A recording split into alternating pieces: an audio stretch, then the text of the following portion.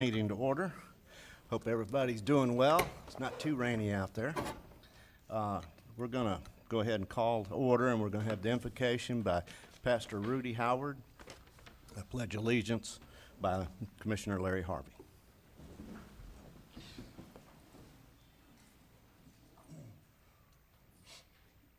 Commissioners, before we pray, could we have a moment of silence? We have a co-worker that has gone home to be with the Lord, the Armstrong family. So let's just be with the Armstrong. Let's have a moment of silence and then we'll pray.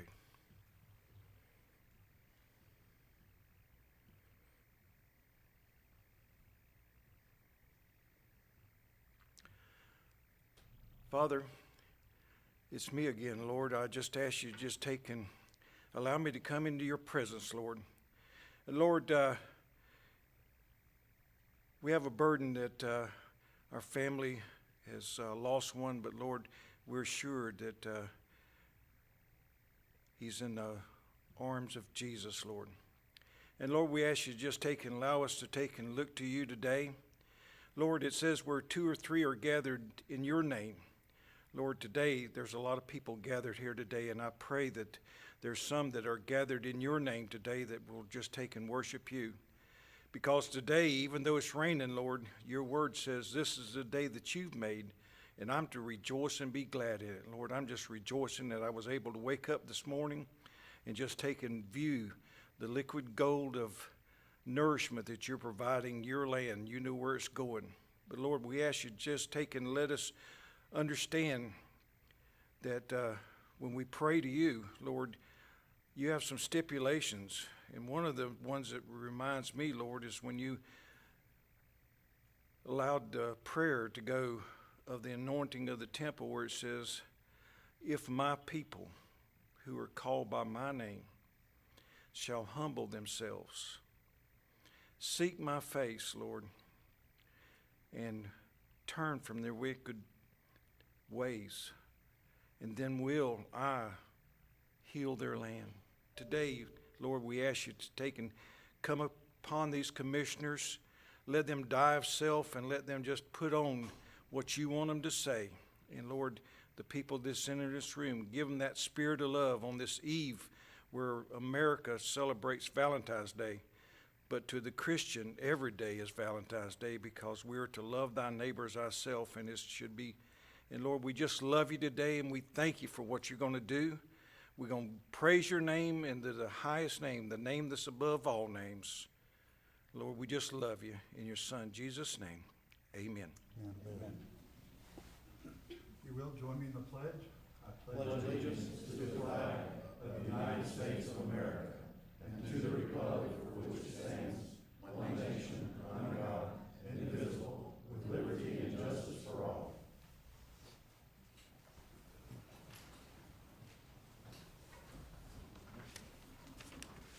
Hopefully everybody's had a chance to look at the minutes. Mr. Chairman, I move approval of the item 2 minutes of the approval of all the minutes listed here. Okay, we have a proper motion for approval. Second. And a proper second. All those in favor say aye. Aye. Aye. All those against, same sign. Motion moves. All right. This one I'm going to hand off to our administrator, Mr. Suggs. This is employee recognition.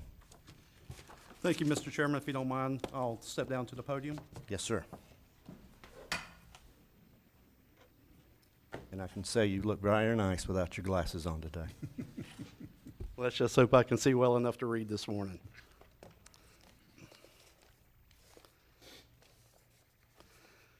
Mr. Chairman, Commissioners, we have employee recognition this morning. I have 3 young ladies from the Planning and Zoning Department, well, 2 from the Planning and Development Department this morning. One now is my executive assistant, but she received her notification while she was still with P&Z. If I could get Ms. Lori Parker, our Human Resources Director, and Mr. Kevin Powell to join me at the podium.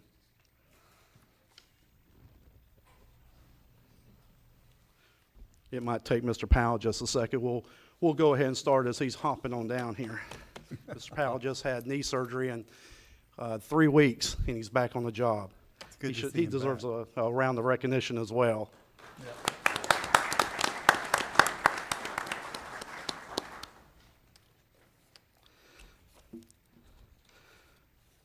Mr. Chairman, the first one is Ms. Kathy Napier. The letter was turned in to Mr. Commissioner Terry Turner, and I'll just read from the letter. It says, I encountered Ms. Napier many times during this journey. She was a voice of reason and sanity within the department, helping diffuse very uncomfortable situations. She went out of her way to track down the information of missing files, offering explanation for what seemed to be an arbitrary requirement, and act as a conduit of information for other staff. And she provided several examples of, she came in on July 3rd and some other dates. But this is the type of employee that we've been talking about since I got here, someone that's, our employees are willing to step in, do their job, take some empowerment, and just do the things that are necessary to provide outstanding quality customer service to our citizens of Putnam County, not only our citizens, but those that are doing business within Putnam County. And this is a fine example of what is happening in that department over there. So I just want to congratulate Ms. Kathy Napier here this morning, and we'll bring them up as well as we get done. I'd like to have a photo with all of the commissioners with the winners if we could. Then we also have Ms. Stephanie Navarro. Stephanie is unable to be with us this morning because she's attending college, and so she's worked with us part-time, but she is also recognized this morning. And Stephanie was recognized, and I'll read again from the letter. It says, even though I was unable to get my permit due to my own fault, Kathy tried really hard to help, and she's always patient with me. Ms. Navarro was amazing. She's polite, and she's very friendly. Again, another individual in the Planning and Development Department that's stepping out and doing the things that we need to have done to help our citizens and our contractors here in Putnam County. So I want to recognize Ms. Stephanie Navarro as well for a job well done this morning. And last but not least, my very own Amanda Gabriel. Amanda was also recognized, and a letter was sent in for Amanda. Amanda has stepped into a very difficult role as a new executive assistant to the new county administrator, and she has done an outstanding job. She works day in and day out with all 5 of the elected officials, as well as myself and other staff. Amanda has she has exceeded all expectations. I'm just very proud of the job that Amanda has done as well. So congratulate Ms. Amanda Gabriel as well for a job well done. If everybody that's here this morning can come on up. Is Kathy here?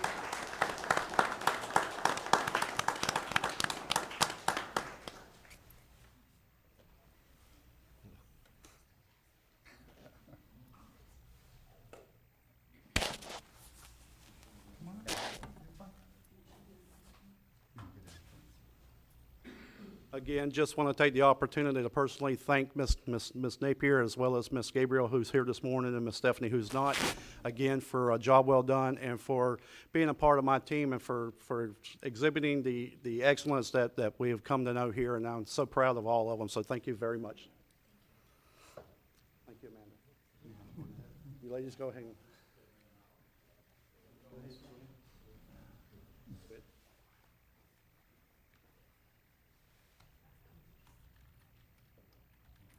Better lawyer than photographer, so. Oh, boy.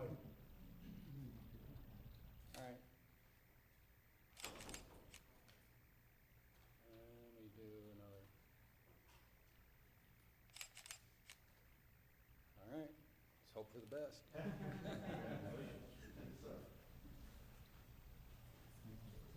Again, congratulations to Amanda, Kathy, as well as Stephanie. Congratulations. That's my old chair. And now, Mr. Chair, Yes.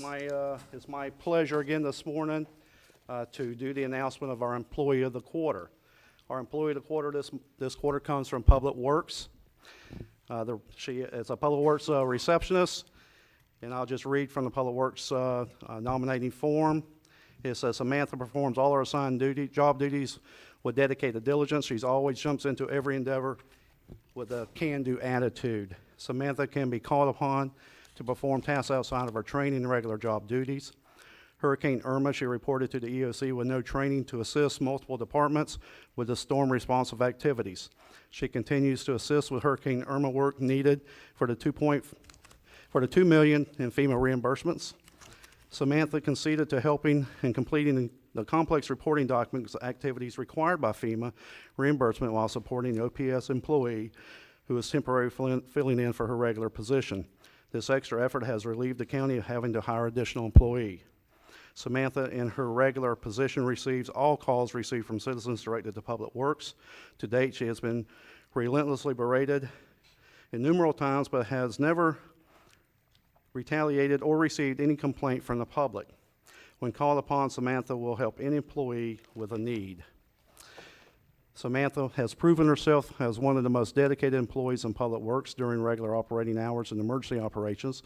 She is not only willing to put forth extra effort for Public Works, she is willing to put forth extra effort for any county department.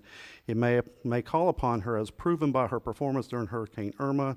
This selfless dedication to the entire county exemplifies an attitude and work ethic that we hope every county employee would reveal to possess if called upon. Again, let's congratulate Ms. Samantha Conover from Public Works. If I could get Samantha Press. Press, would you join us?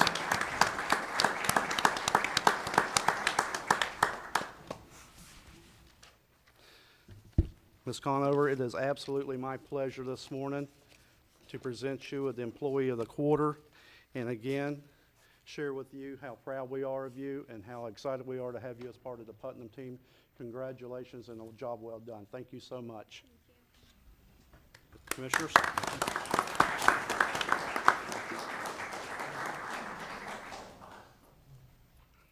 Come on, Brett, get in.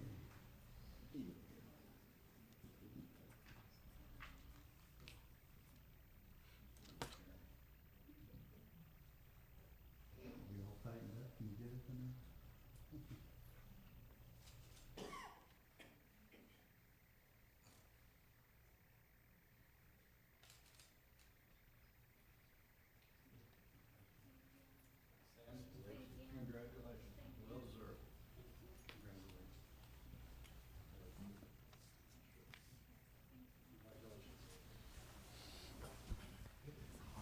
Mr. Chairman, that is the conclusion of the employee recognitions for this morning. But again, I just want to take the opportunity to thank each one of the recipients this morning and again, personally thank them for being part of our team and a team that makes us very proud to serve the citizens of Putnam County. Thank you for the opportunity. Okay, thank you. Thank you for recognizing them. At this time, we'll have a proclamation read by Commissioner Pickens, the St. John's River College 60th anniversary. Thank you, Chairman Goddard. If I could have President Joe Pickens and his staff meet me at the podium.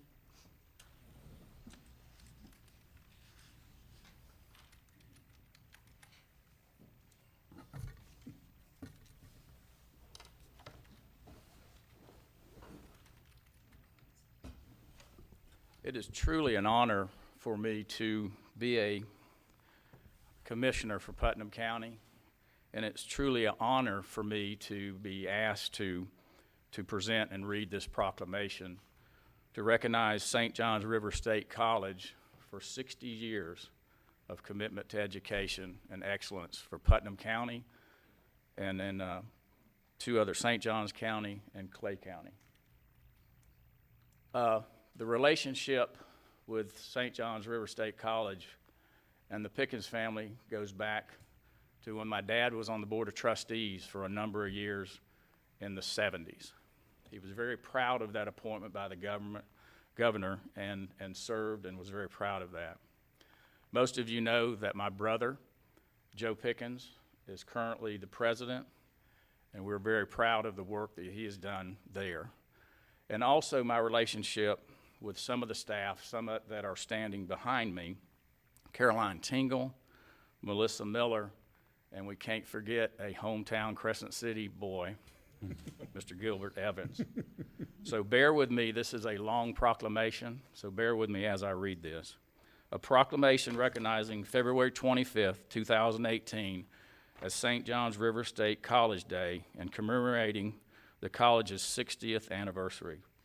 Whereas St. John's River State College, formerly named St. John's River Junior College, and St. John's River Community College, was founded in 1958 to serve the counties of Clay, Putnam, and St. John's, is one of 8 public junior colleges founded in accordance with the legislation enacted by the 1957 session of the Florida Legislature. And whereas the St. John's River State College first campus was located in Palaca, Florida, and officially opened for organizational purposes on February 25th, 1958. And whereas St. John's River State College served 191 students in its first semester and evolved into a multi-campus institution that serves approximately 11,000 students with Bachelors of Applied Science, Bachelors of Science, Associate in Arts, and Associate in Science degrees, as well as a variety of certificate and workforce training programs. And whereas with the merger of Collier Blocker Junior College in 1964, St. John's River State College became a fully integrated public junior college serving all students in Clay, Putnam, and St. Johns County. And whereas in 1976, the Florida School of the Arts, the first state-supported professional arts school, began full operation. A part of St. John's River State College was a charter class of 51 students. And whereas in 1977, St. John's River State College opened its first branch campus in Orange Park, and in 1986, St. John's River State College opens its second branch campus in St. Augustine. And whereas in 1997, Senate Bill 1688 authorized all community colleges to offer workforce development programs, opening the door for St. John's River State College to become a fully comprehensive community college. And whereas in 2004, the Thrasher Horn Center opened on St. John's River State College Orange Park campus to host art exhibits, theatrical performances, community events, and serve as a meeting site for business and conferences and events. And whereas in 2010, St. John's River State College was granted approval to offer its first baccalaureate degrees by the State Board of Education and the Southern Association of Colleges and School Commission on Colleges, moving the college from a Level 1 to a Level 2 accredited institution, and changed its name from St. John's River State College to better reflect its progression. And whereas over the last 60 years, the college continues its comprehensive and educational role by expanding its offerings in academic, workforce development, and adult education areas, as well as continuing a community education to better serve area residents. Therefore, now it be proclaimed by the Putnam County Board of Commissioners that February 25th, 2018 is recognized as St. John's River State College Day in Florida, and St. John's River State College is celebrated for its 60th anniversary as an outstanding institution of higher education focused on student success. Be it further proclaimed that a copy of this proclamation be presented to Joe H. Pickens, Juris Doctor, President of St. John's River State College, as a tangible token of the sentiments expressed herein. Ordered and adopted this 13th day of February 2018. Mr. Chairman, I make a motion that we adopt this proclamation. I second that motion. Yeah, we have a proper motion, a proper second. All those in favor say aye. Aye. Aye. Motion moves.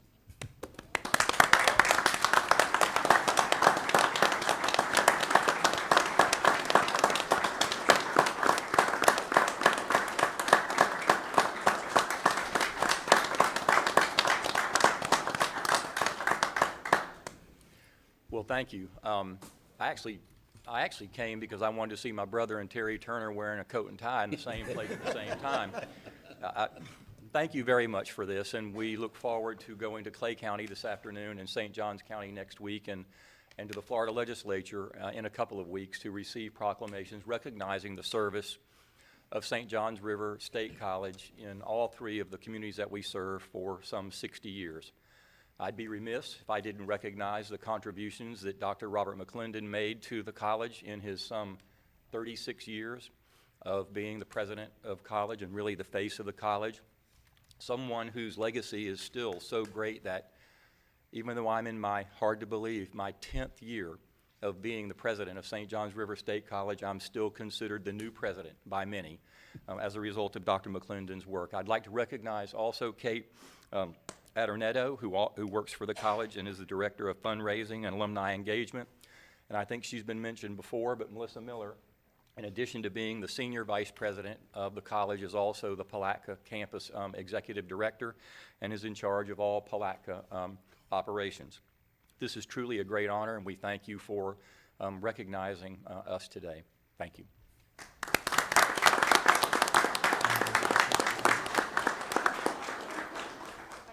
Come in for one group picture. Where we come?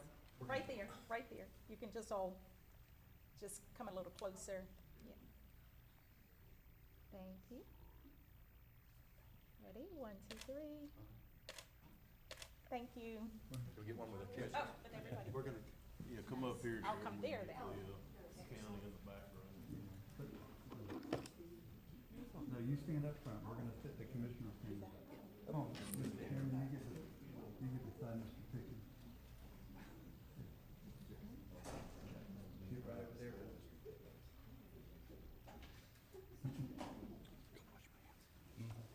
We're all in.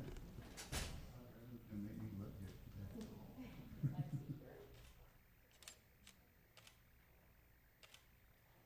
And I just, one more, I need to get them centered. Thank you. 1, 2, 3. Thank you. Sorry.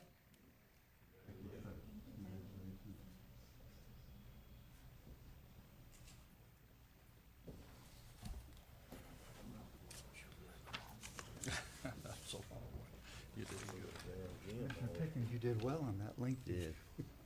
Yeah, that was lengthy.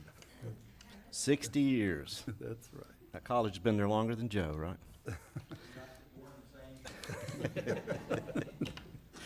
Okay, at this time, we're going to have proclamation. Mary Garcia, Commissioner Chip Liable is going to read for Through with Chew Week. And Chairman Goddard, I'd like to ask you if you would meet Ms. Garcia at the podium, and I'll read from the seat, and you present the proclamation. Thank you.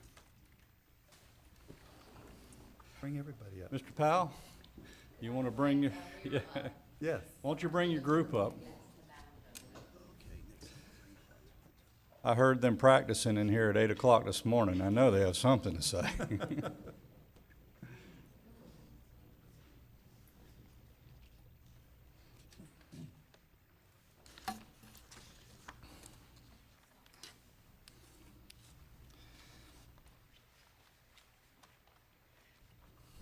Good morning. Thank you. We wanted to be able, this is almost like an anniversary for me. When I took office before you, we were doing a presentation on tobacco-free Florida, so it's like coming home.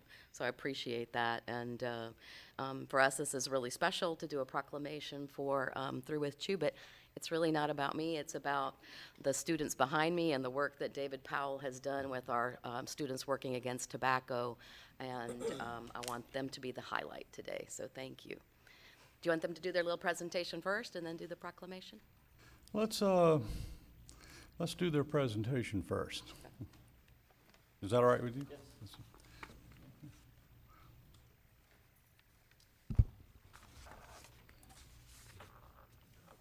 Hi, I'm Faith, and I'm from Putnam Academy of Arts and Sciences. Yeah. And then I joined SWAT because I like helping the community. Smokeless tobacco has been around a lot longer than cigarettes, and while many more people smoke, smokeless tobacco is making a comeback. This is partly because smoking has become an increasingly shunned, and the public is more aware of the dangers of smoking and of secondhand smoke than of smokeless tobacco. As smoking bans have become more common, smokers have turned to smokeless products to maintain their addiction in situations where they're not allowed to smoke. In 2014, 5.4% of Florida's high school students reported current use compared to 5.6% in 2004. Most rural counties, including Putnam, have rates higher than the state average. I'm Julia Miles, and I'm from the Putnam Academy of Arts and Sciences. Smokeless tobacco is basically any form of tobacco that does not require smoking in order for it to be used. There are many more choices of smokeless tobacco products now. Over the past 10 years, the tobacco industry has emphasized its smokeless products. A ton of new products are on the market, and they come in many flavors than ever, and this list seems to be getting larger. Many of these products are more affordable, either because the products come in smaller packets or because they're actually cheaper. And remember, one of the ways to get kids to try tobacco products is to make sure they can afford them. It is a whole lot easier for youth to find $3 to pay for a can of smokeless tobacco than $7 for a packet of cigarettes. Smokeless tobacco includes chew, spit, dip, snuffs, and a host of new dissolvable products. The act of using it can be called chewing, dipping, packing, or more specifically, packing a lip or packing a lipper. They are simply not safe alternate to smoking, and they can be as active as or more active than cigarettes. Hello, I'm Deasia Evans, and I go to Putnam Academy of Arts and Science as well. And I'll be talking about the ingredients of tobacco.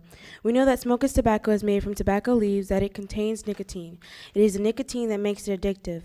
Many of you are probably also aware that tobacco companies add sweeteners to mask the taste of their tobacco and make it easier for you to try their product. Here are a few other ingredients in smokeless tobacco products that you may not know about. Cadmium, which is used in car batteries, arsenic, which is found in rat poisoning, formaldehyde, which is an embalming fluid, nicotine, which is an addictive drug, and polonium-210, which is a nuclear waste. And there's also uranium-235, which is used in nuclear weapons, sodium, which is salt, cause high blood pressure, sugar, which can cause cavities, and fiberglass and sand, which over time, these wear down the cheeks and gums, making it easier for nicotine to reach the blood. Hello, my name is Amir Smack. I go to Putnam Academy as well, and I joined SWAT because I feel no one deserves to die over tobacco. Smokeless tobacco can have a devastating, even deadly long-term effects. Because it contains nicotine, smokeless products are addictive. In fact, some smokeless products contain more nicotine than cigarettes. Using smokeless tobacco can lead to nicotine addiction and dependence. For example, the amount of nicotine absorbed from a dip of moist snuff tobacco is 3 to 4 times the amount delivered by a cigarette. Even though nicotine is absorbed more slowly from chewed tobacco than from cigarettes, chewed tobacco users absorb more nicotine per dose, and it stays in the bloodstream for a longer time. Gum disease. A study found that chewing tobacco users were 4 times likely than non-users to have decayed dental rot surfaces. Spit tobacco also causes gum disease, gingivitis, which can lead to bone and tooth loss. Cancers. Smokeless tobacco has 28 different cancer-causing agents. Smokeless users have an 80% higher risk of oral cancer and a 60% higher risk of pancreatic and esophageal cancer. Spit tobacco uses leukophakia, a disease of mouth characterized by white patches and oral lesions on the cheeks, gum, and tongue. Leukophakia can be the first sign of oral cancer, heart attack, and strokes. Spit tobacco can more than double the risk of fatal heart attack and stroke.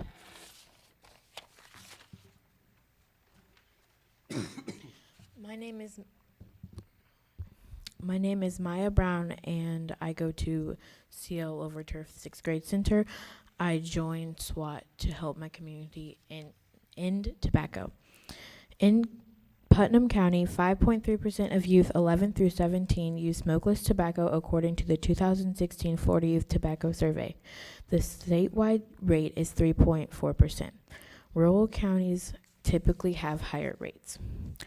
A closer look at our 2013 Florida Youth Tobacco Survey results us another troubling trend. Smokeless tobacco use among rural youth is twice as high as non-rural youth in several categories. Both middle and high school students living in rural areas are twice as likely to use smokeless tobacco and smokeless flavored tobacco as students living in non-rural areas. Statistics like this really tell us how important it is to have a school and community norms where tobacco is not accessible, acceptable, or desired by youth. 100% tobacco-free schools is a positive step in that direction, and so are resolutions to restrict the sale of flavored tobacco products, which was passed her in 2013.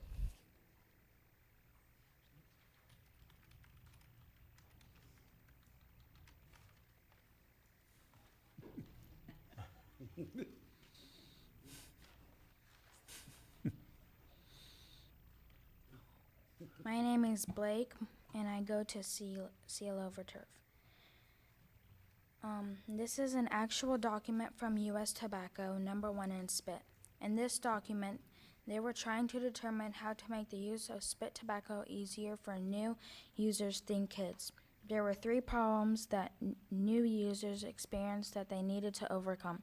This is how they overcame those problems. Harshness problem. Lower in the nicotine levels, the companies always claimed that there was nothing they could do about the nicotine in cigarettes because it was a naturally occurring constituent of the tobacco.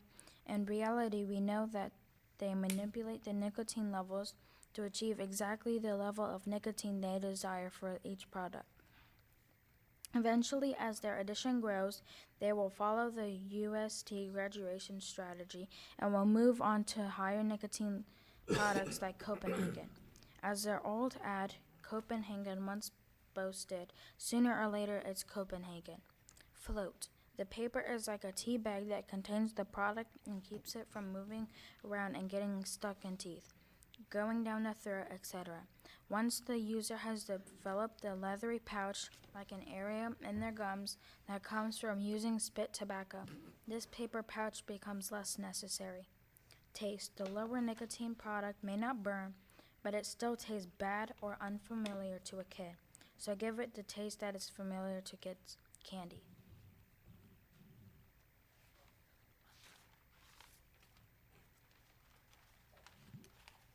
Hi, my name's Neelam Patel, and I go to QI Roberts, and I'm a high schooler.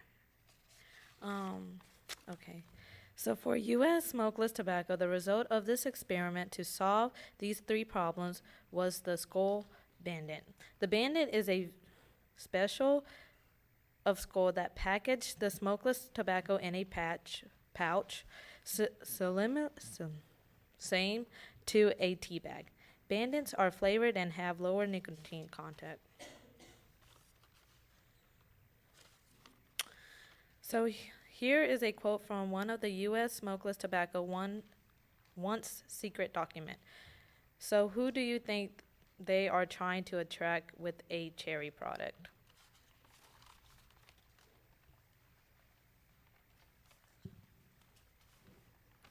Hello, my name is Om Patel. I go to CL Overturf, and I joined SWAT because I want to help our community. Flavor is the future of tobacco. If we stop flavored tobacco now, we will put a serious dent in the new product development schemes. These products are not advertised as safe alternatives, as the industry claims. Instead, they are used as abridged products that are indented for dual use and to attract teens. Take Camel Snus. For example, you do not use these products instead of smoking Camels. You did this when circumstances will not allow you to smoke, but you need your narcotics fix.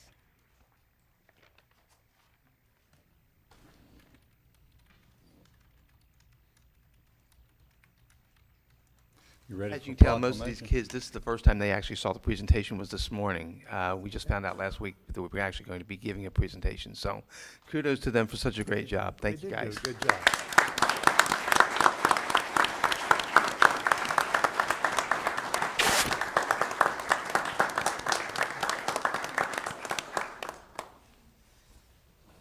Okay.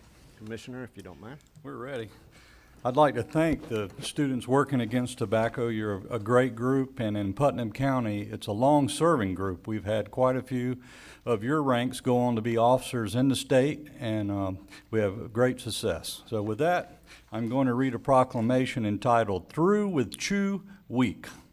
Whereas the Florida Department of Health's Bureau of Tobacco-Free Florida and the Florida Department of Health in Putnam County are leaders in tobacco prevention efforts.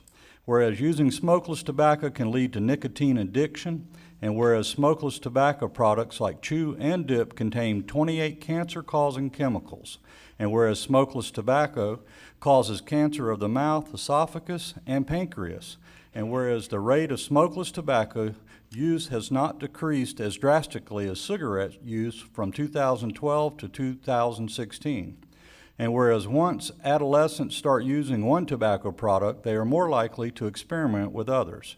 And whereas many of the highest smokeless tobacco use rates are in rural areas, And whereas Tobacco-Free Florida's Quit Your Way tools and service can help a tobacco user successfully quit smokeless tobacco products.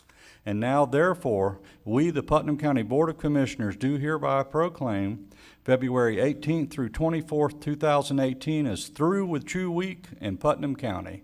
And with that, I'd like to offer a motion for its approval, Mr. Chairman. Okay, we have a proper motion. Second. Okay, all those in favor say aye. Aye. All those not in favor, same sign. Motion moves. All right.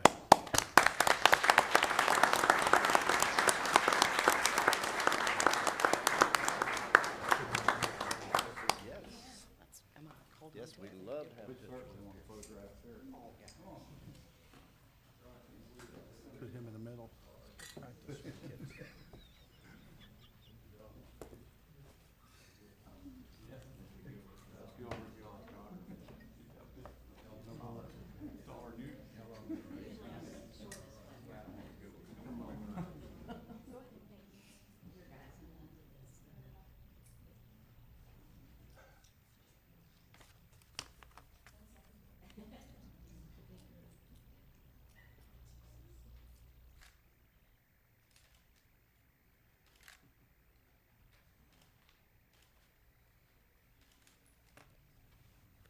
All right, good job, SWAT team.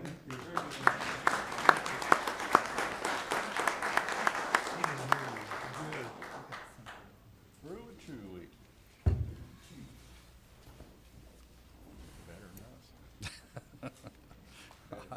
I did it. Now, that was excellent. Excellent, yep. Again, thank you for what you do. All right.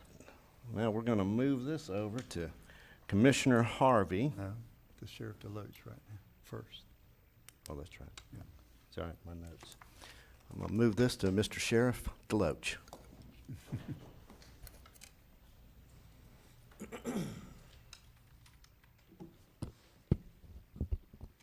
Good morning, Mr. Chairman and members of the board. Today it is our distinct honor and pleasure to recognize several members of our agency who have exemplified greatness in their job responsibilities. My personal belief is that we have the finest sheriff's office in the state of Florida, and it's not me that makes it great. It's all the men and women who work so hard and are dedicated to their profession that keep us safe on a daily basis. In the interest of time, though, we have several members who are actually scheduled to make a court appearance in a murder trial this morning.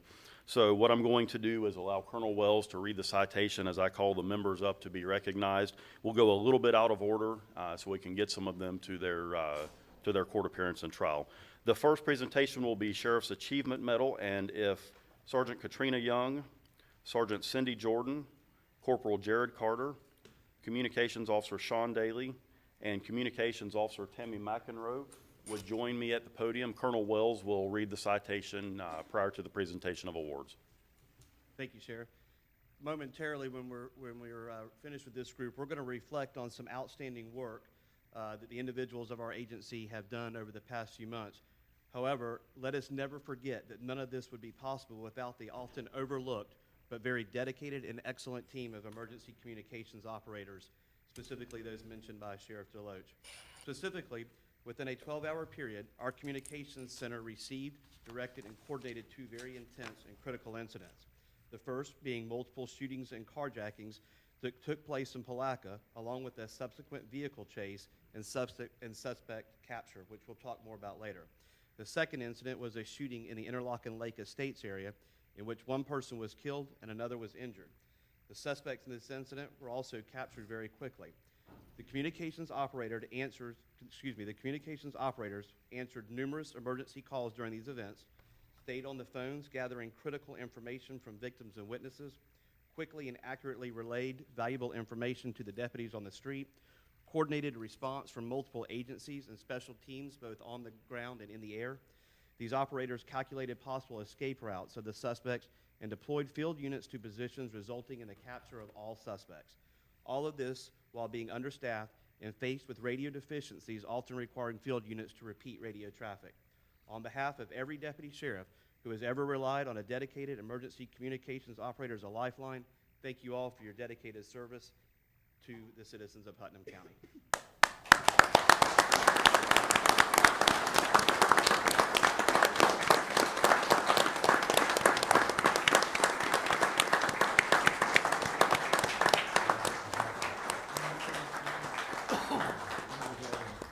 It's worth mentioning while they get into position that Sergeant Cindy Jordan, represented here today, is a previous recipient of a Sheriff's Achievement Medal and a previous Communications Operator of the Year.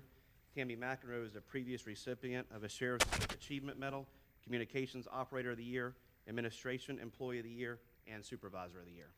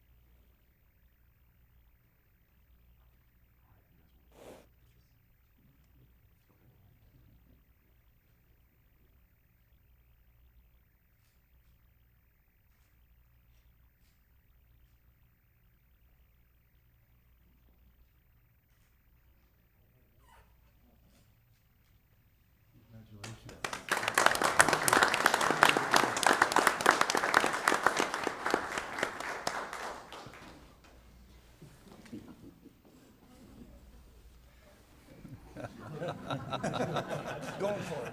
You got pinned. Get away from the sheriff.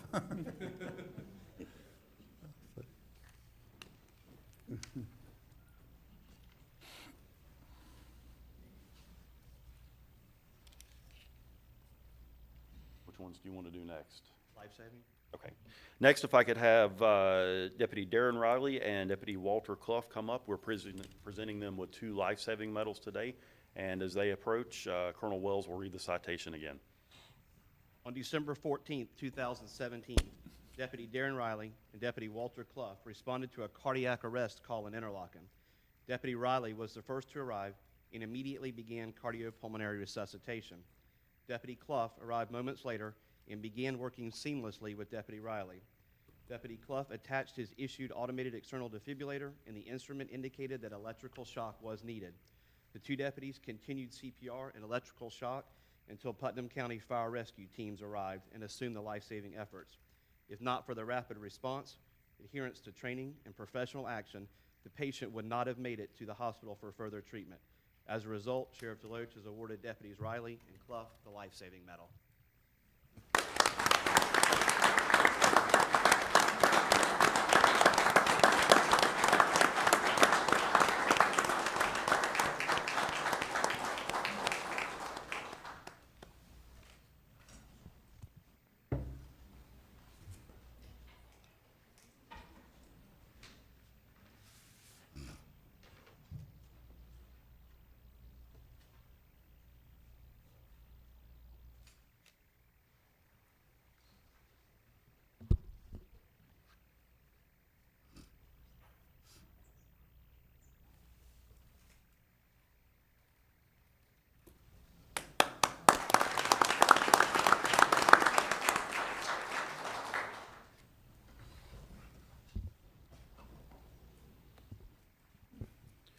And last but certainly not least, if Detective Donnie Jordan, Sergeant Randy Hayes, and Sergeant Cole Glazer would join me at the podium for the Sheriff's Commendation Medal Award. On December 19th, 2017, the Palaca Police Department was investigating a series of shootings and a carjacking that had taken place within the city. Members of the Palaca Police Department issued a countywide bulletin for the vehicle the suspect was believed to be traveling in. Detective Donnie Jordan realized the suspect may utilize State Road 20 in an attempt to get back to Gainesville and took up position to intercept the vehicle. Moments later, Detective Jordan spotted the vehicle and a vehicle pursuit ensued.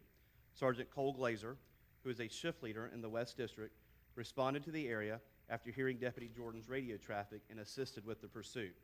Sergeant Randy Hayes, who is our Youth Resource Unit leader, was at Interlaken High School when he too heard the radio traffic and responded to assist. Sergeant Hayes was able to take up position and deployed stop-stick controlled tire deflation devices to slow the speed of the pursuit. But the suspect continued traveling west on State Road 20 in an attempt to evade capture. Because of the pursuit of the violent felon was approaching the town of Interlaken at a time when school buses were on the road and children were heading to school, the command order was given to utilize the precision immobilization technique, also known as the pit maneuver, to disable the suspect's vehicle. Detective Jordan is certified to conduct the pit maneuver and was able to use his patrol vehicle to disable the suspect's vehicle while both were moving. The suspect's vehicle came to a halt, allowing Sergeant Glazer, Sergeant Hayes, and Detective Jordan to take the suspect into custody. The suspect was still armed with a handgun, but through their training and skills, the members of the Sheriff's Office team were able to take him into custody without any use of force or further difficulty. It is worthy noting that this was the first use of the pit maneuver by the Sheriff's Office. This technique was recently approved for use by Sheriff DeLoach, realistically just weeks before this incident, when the sheriff decided to train every law enforcement deputy within the agency to use the pit maneuver to rapidly and effectively end pursuits of violent felons to reduce the risk to other motorists. These men are hereby awarded the Sheriff's Commendation Medal.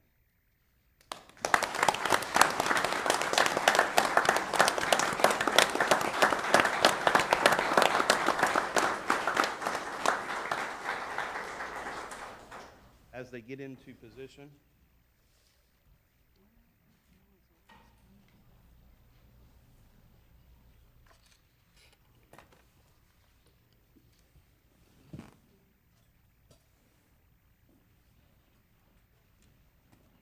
One of you gonna have to split them up, it looks like. while he's handing those out, it's worth mentioning that Sergeant Randy Hayes is a previous recipient of the Sheriff's Achievement Medal, Special Services Deputy of the Year, and Overall Employee of the Year. Sergeant Cole Glazer is a previous recipient of the Life Saving Medal. Detective Jordan, who is our Agricultural and Natural Resources Deputy, is a previous recipient of the Sheriff's Achievement Medal.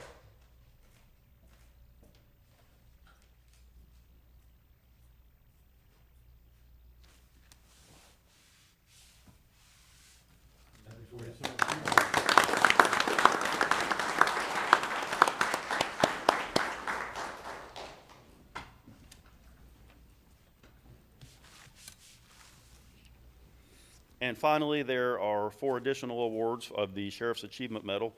If Sergeant Donald D.J. Hunter would join me, as well as Communications Officer Catherine Abel, Communications Officer Joshua Higginbotham, and Communications Officer Aubrey Hall.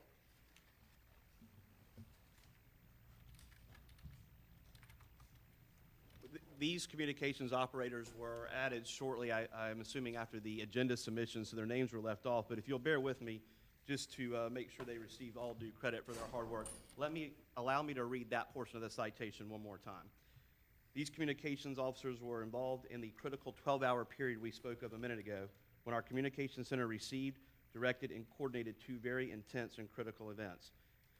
The first being the multiple shootings and carjackings that took place in Palatka and the subsequent vehicle chase we just spoke about. The second was the shooting in the Interlaken Lake Estates area in which one person was killed and the other was injured. The suspects in these incidents were captured very quickly.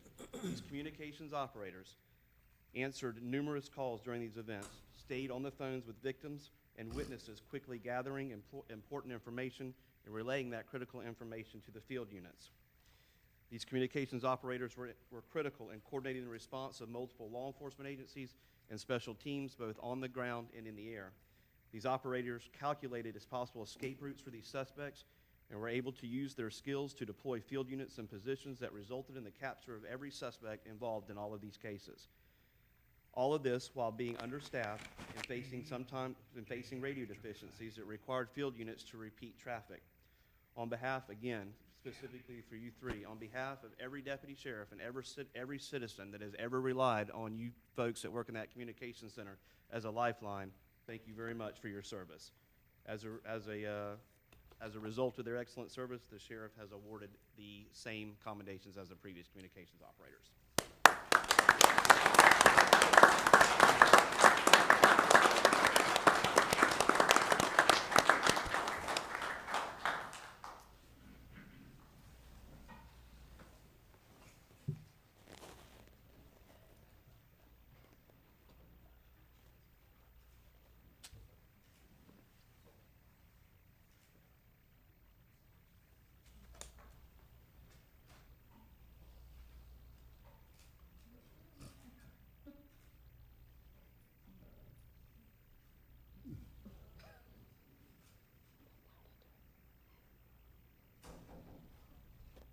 service, guys. Thank you.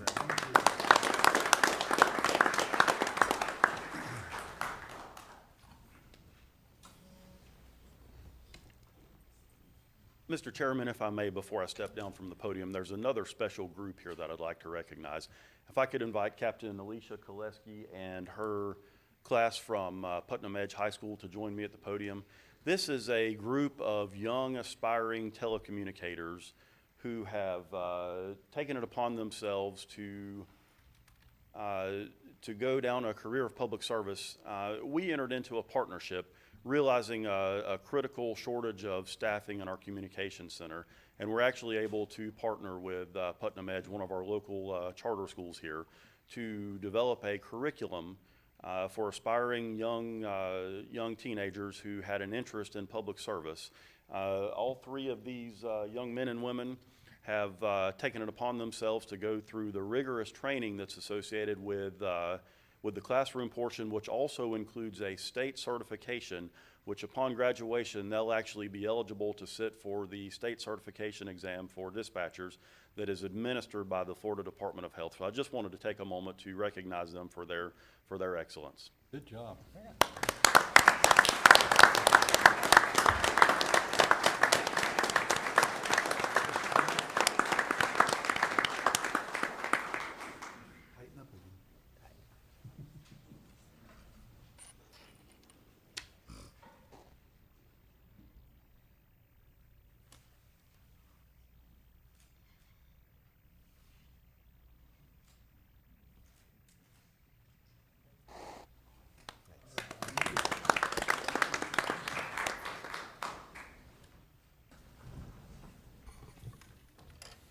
That concludes all of our presentations. Thank you for your time. Mr. Chairman. Yes. I'll go ahead if you'd like. That's what I was going to talk Sheriff? about too. Sheriff, Don't if go you- away hold on a yet. second. Yeah, don't, hey, officers, please stay with us just for a moment. The sheriff says that it wasn't all his doings, but yesterday we received a media release from an award that Sheriff Deloach received on February 5th, 2018, the Sheriff David C. Hobbs Leadership Award. The Sheriff David C. Hobbs Leadership Award is a statewide award that is given to the Sheriff of Rural County who demonstrated exceptional leadership in the area of risk management. And I want to read a few things. Some of the accomplishments of Sheriff Deloach and his team: the introduction of policies, practices, and a culture leading to drastic improvement in employee retention, resulting in more experienced staff. Vastly increasing advanced training to agency members, making adjustments to the agency pursuit policy, which you just heard about, introducing a thorough wellness program to include critical illness, stress management, and mindfulness, implementing additional protocols in place through the agency's general counsel office to reduce liability, having a procedure in place guaranteed a thorough review of tracking of misconduct, and successfully reducing risk exposure. Sheriff Deloach received the Sheriff David H. Hobbs dedicated his life to serving the country as a Marine and the community loved so much as a FHP trooper. Deputy Sheriff for over 12 years as Sheriff of Jefferson County. And Sheriff Deloach, we thank you for your leadership in this county and the award you received. Thank you so much.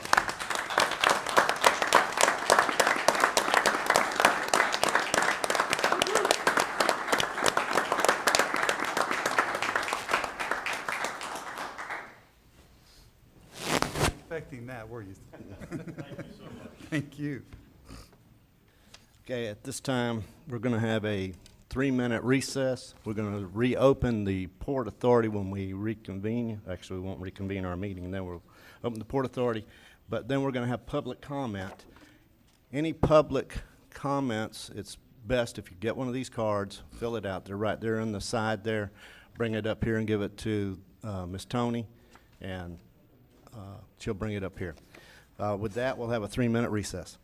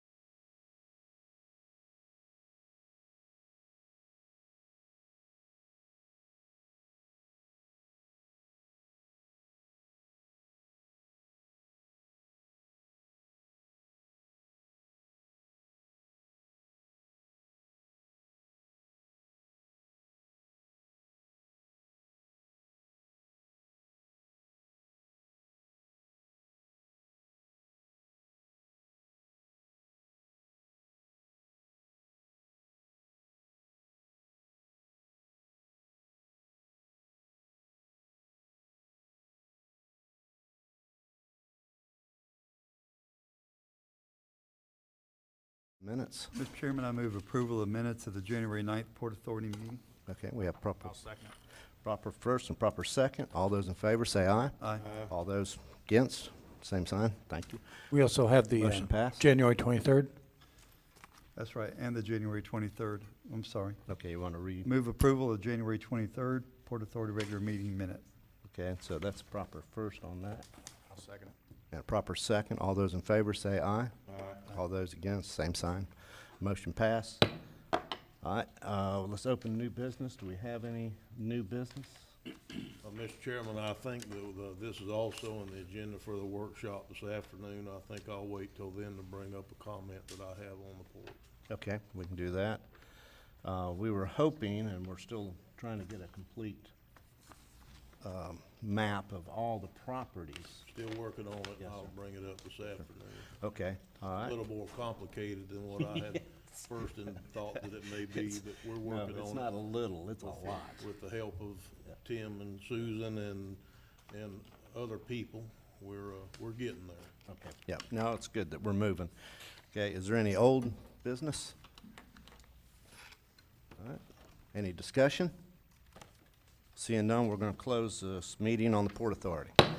Now, we'll reconvene our meeting of our Board of County Commissioners meeting, moving into our public comment.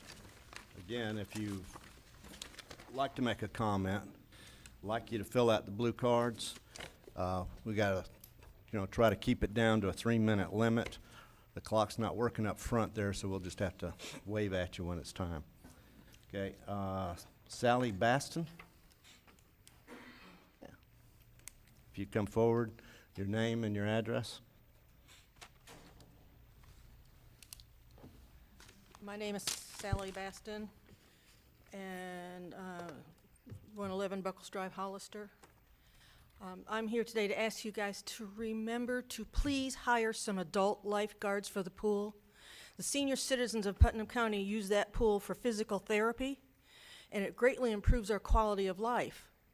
But when all you hire is school kids, and they go back to school in August, the pool shuts down, and a lot of the people that were in the water aerobics class and swimming the laps that are senior citizens, they're going over to St. Johns County, paying St. Johns County to use their pool. When y'all have to keep our pool open anyway, so why not pay Putnam County to pay our membership to Putnam County instead of St. Johns County? And keep the pool open by hiring 2 or 3 adult lifeguards who are not gonna go back to school in August. That's all I'm asking. Thank you. Mr. Chairman, may I? Yes, go ahead. Miss Angie, could I ask you to come up for a moment? And as she's working her way up, as the chairman of Parks and Recreation Committee, we had that conversation in our committee one day, and I distinctly remember you saying, let's find some people that would apply. So would you respond to that real quick, Miss Angie? We do not limit our hiring to any particular age group. That would be discriminatory, so it is open to all ages and anyone who is a qualified lifeguard. Okay. We reach out in a number of different ways, and we're certainly open to anyone who wants to come be part of the lifeguard team. So right now, if somebody out there is watching us and they are an adult and they want to be a part of that, they can contact you through our Absolutely. Parks and I Recreation. believe the position is open continuously. There's no closing on that at all. Mr. Chairman, thank you for the time, sir. You're welcome. Thank you. Can I say one more thing? There were 2 men that swim laps there constantly, and they're in fine physical condition. They're our age, and they offered to take the certification to get and be our lifeguards, but we were told that it was too late in the year. So there are people out there. I'm not sure. Okay. Lisa Cooper? Lisa Cooper? Lisa DeVito? Could be. Diana Durhag? These may have been last week's that got confused in here. No? Okay. Walter Gaylord?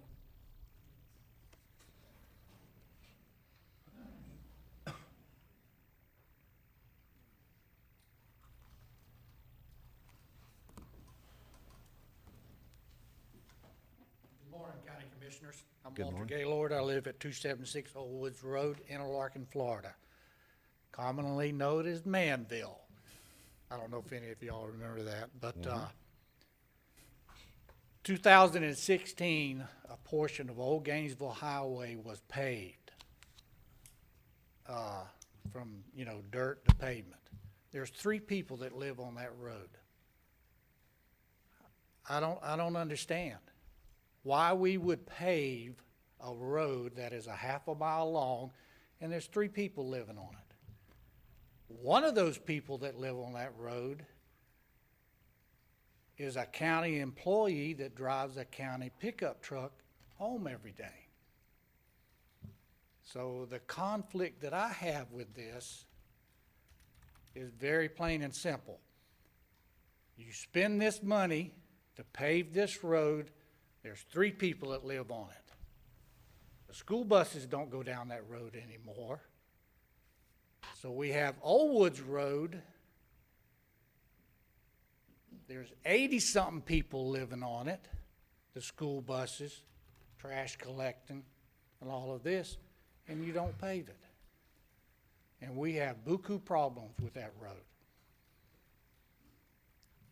I have repeatedly called the road department and asked them to come and fix our road, especially after the hurricane, and they did nothing. I have repeatedly called and asked to speak to the superintendents. Nobody called me back. He doesn't have the common courtesy or the respect to call me back as a taxpayer. Now, after the hurricane, I understand there was a big moulash in Putnam County with the roads. I understand that. So I patiently waited. Even though our road was washed out, I finally got a hold of Mike, the area superintendent,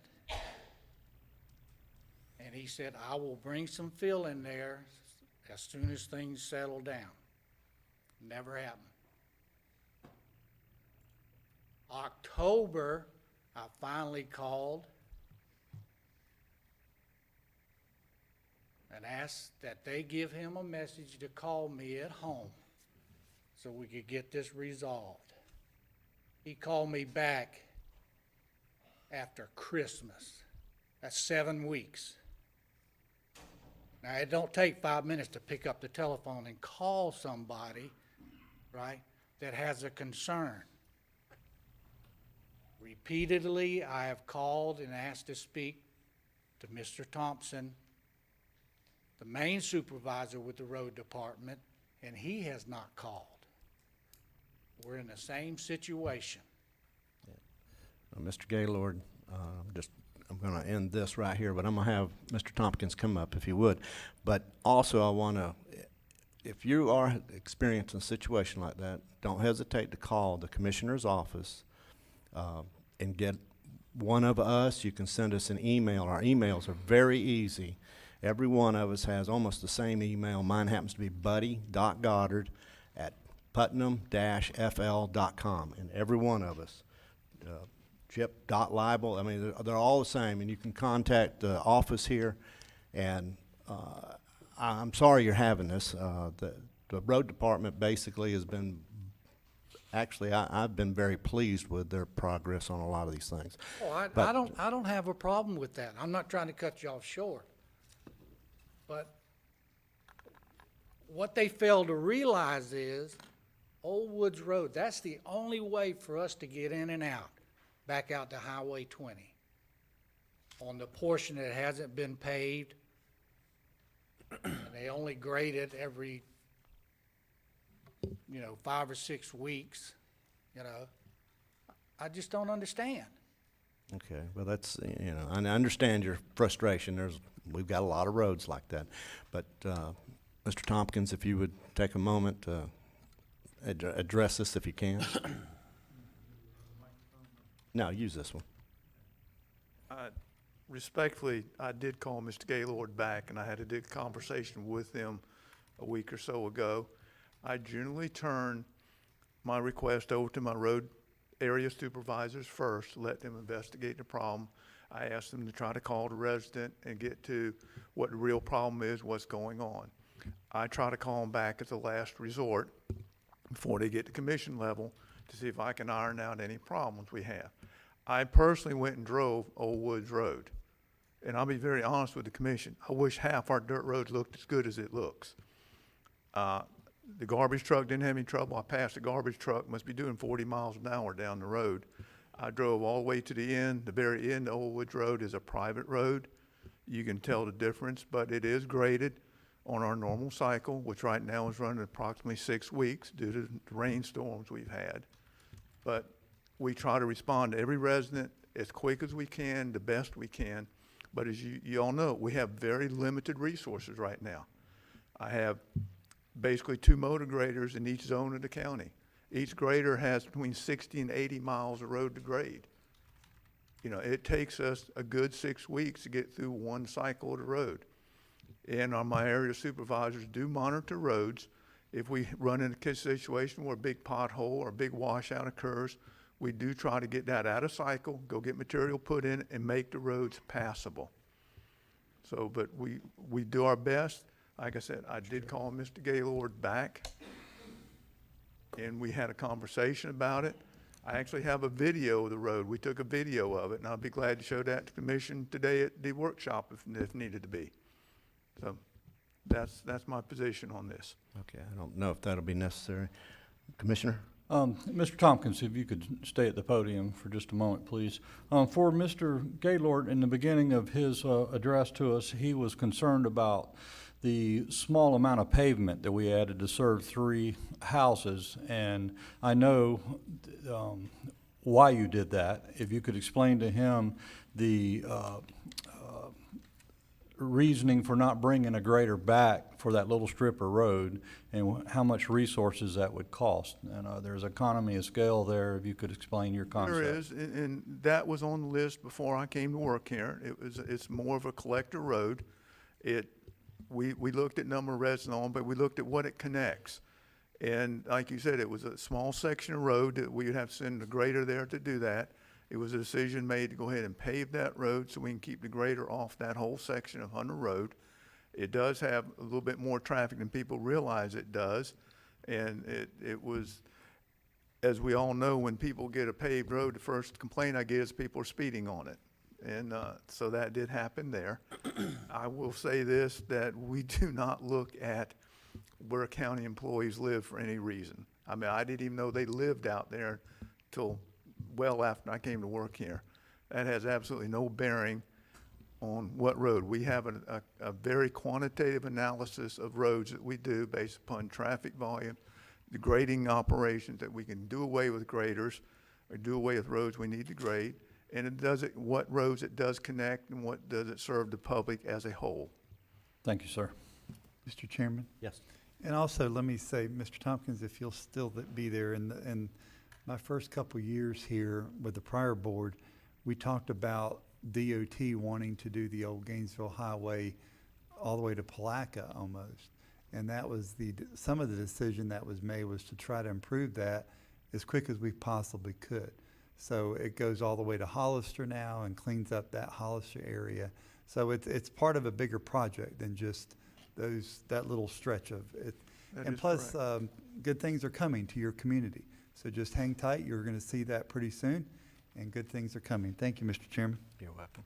Mr. Gaylord, honestly, don't I did not hesitate to receive send a us an phone email. call from this man. Well, we're not going to get in. My son may have. I'm not going to get in that debate, and we're going to call your son up here in just a minute. But all I can say is, you know, we honestly do try our best to keep the roads up.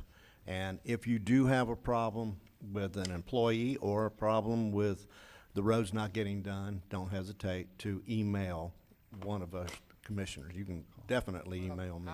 I look at it like this.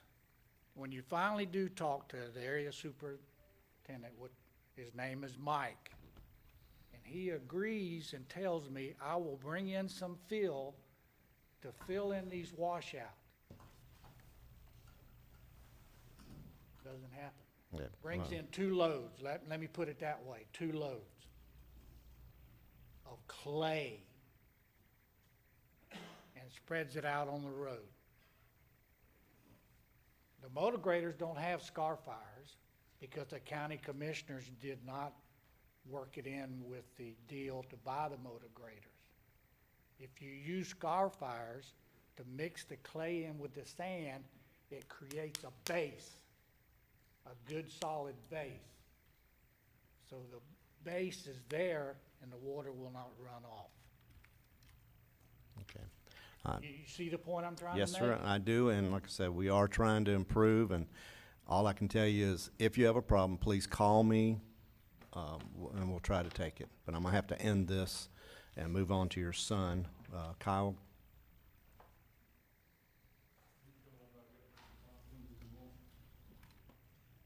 Mr. Chairman, Yes, sir.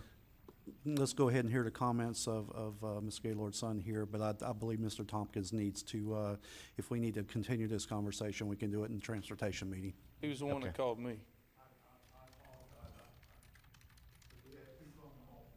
Have them address you. Okay, yeah, could you please give your name and Kyle address? Gaylord, 101 Sand Lake Road, which comes off of Old Woods Road. We're gonna beat this dead horse for the next 3 minutes.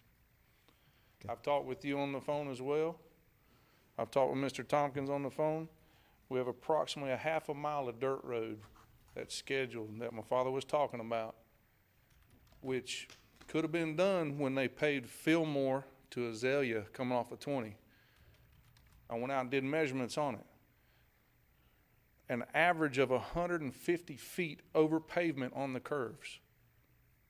Makes no sense. That being done could have done Old Woods Road. The half mile that we're talking about with the 3 residents on it from Durden Road to Old Woods Road is part of Old Gainesville Highway, not Hunter Road. Okay? The grader still comes past Old Woods Road to do to Twin Lake Grove. I'm addressing you because you're contradicting yourself. Mr. Chairman, Point of order. Yeah, Mr. point of order. Yeah, speak to me. Okay? If we're gonna contradict ourselves, let's do it correctly.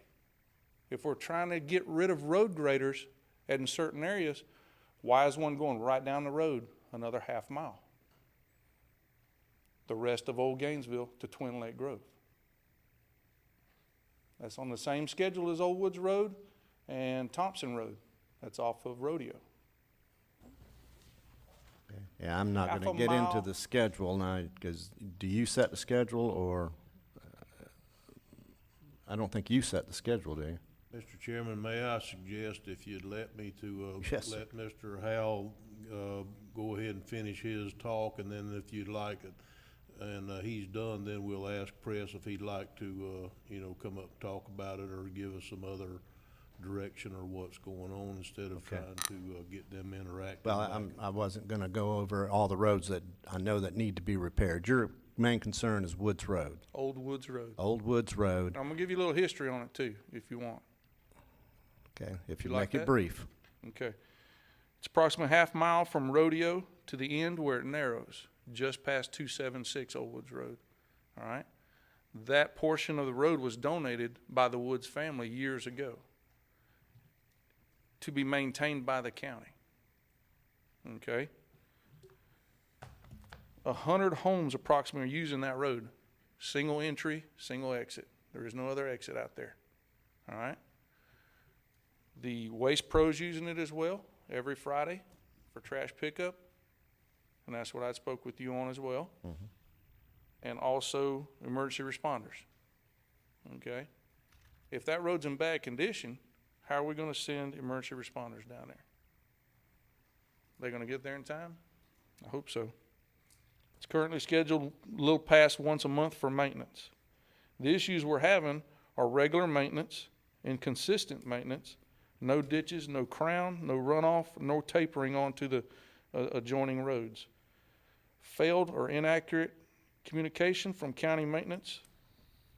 And all we're asking for is, instead of getting excuses, we want resolutions. Okay. Plain and simple. Mr. Tompkins, you wanna comment on this?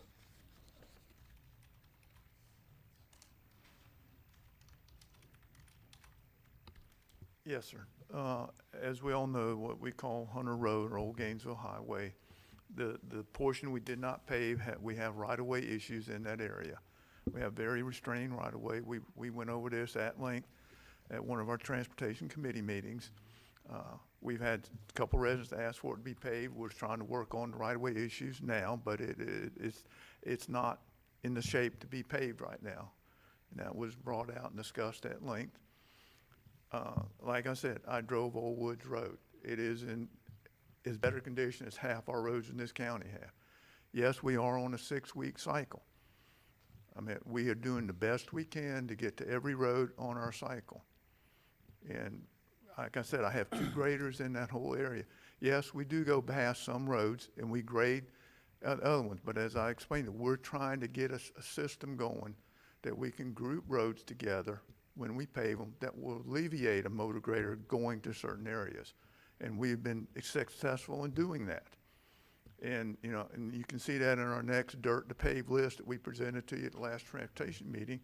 That was a chunk of roads in one area that I don't have to send a motor grader on. We just finished paving the roads in Federal Point.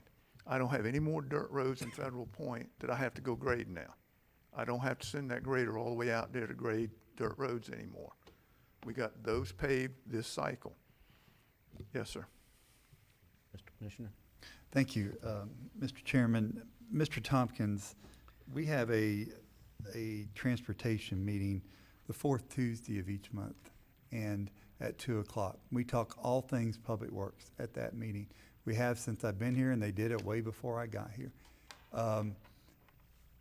We look at all the roads, and we look at the scoring.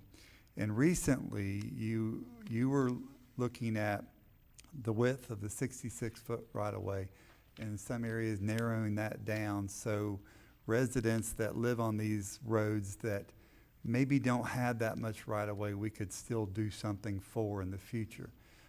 So a lot of work has been done in the past few years. It's slow, I will admit, but you know, it's a big county.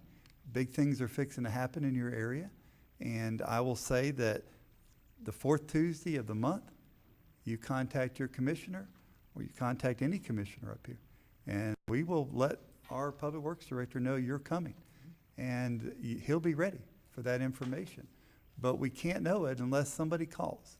And I know that you've called a few, but it doesn't hurt to attend that meeting and explain the position that you're in. And I believe all the commissioners sit there and we listen, we engage, and we want to move this county forward. So thank you, Mr. Tompkins, for your ability to share, and thank you, Mr. Gaylord, for coming. Thank you. Thank you, And Mr. Chairman. Gaylord, we really are working our butts off trying to get these roads in good shape. Mr. Goddard. Yes, sir. And I have a lot of problems in my district, but we are working. Your road, I know, to you is the most important one, and it does supply where the garbage trucks go. It does supply to the services. And let me just say, if there's a problem, please contact us. For the record, the Yes, most sir. important roads out there are the ones that the school buses go down. Yes, sir. That's my feeling on it. I won't disagree with you. Thank you. Thank you.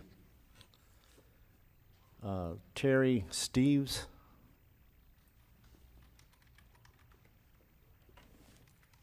Yeah, if you'd come up, give your name and your address.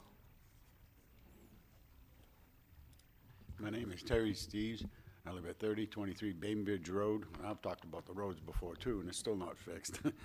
But I'm here today to find out if Putnam County is merging with St. Johns County. No. Or any near future of any counties. No. Because all our government offices have left. J.C. Penney, Kmart, Rochester's, they're all gone. Including, but not limited to, Florida Power and Light. They are now forcing people to pay a vendor to pay their bill. That's kind of stupid. I live in Putnam County. They are now located in St. Johns County. Like the lady said earlier, if the pools have to be closed, they gotta be closed, but all the people are going over to St. Johns County. I gotta go over there for Social Security. A lot of people are broke, so let's charge them more money. They give you an option of getting on a computer to give them your information so you can pay your bill. Isn't the law say you're supposed to keep your information private? That's what I'm trying to find out, because everything that's going on for the last couple of years, it's like, what's going on? We moving out of this county? Because everything's going over to St. Johns County, and I'm pretty sure you recognized it by now. So if you can put it in the paper and settle some people down, because even on my road, people at Walmart, I've asked all the same questions. Everything's heading to St. Johns County, everything. Thank you. I appreciate it, but no, we're not gonna merge with St. Johns County. Mr. Chairman, Yes, sir, go ahead. you know, back when Corrine Brown was our congressman, and now that Congressman Yoho is our congressman, this board has begged for those services to come back to Putnam County. We have begged, other than getting on our knees and crawling over there, but that was a decision of the federal government. The businesses that have left, that was their business decision to do that. That wasn't, I wrote letters, other commissioners wrote letters. We didn't want business to leave or close up, but that was their business decision.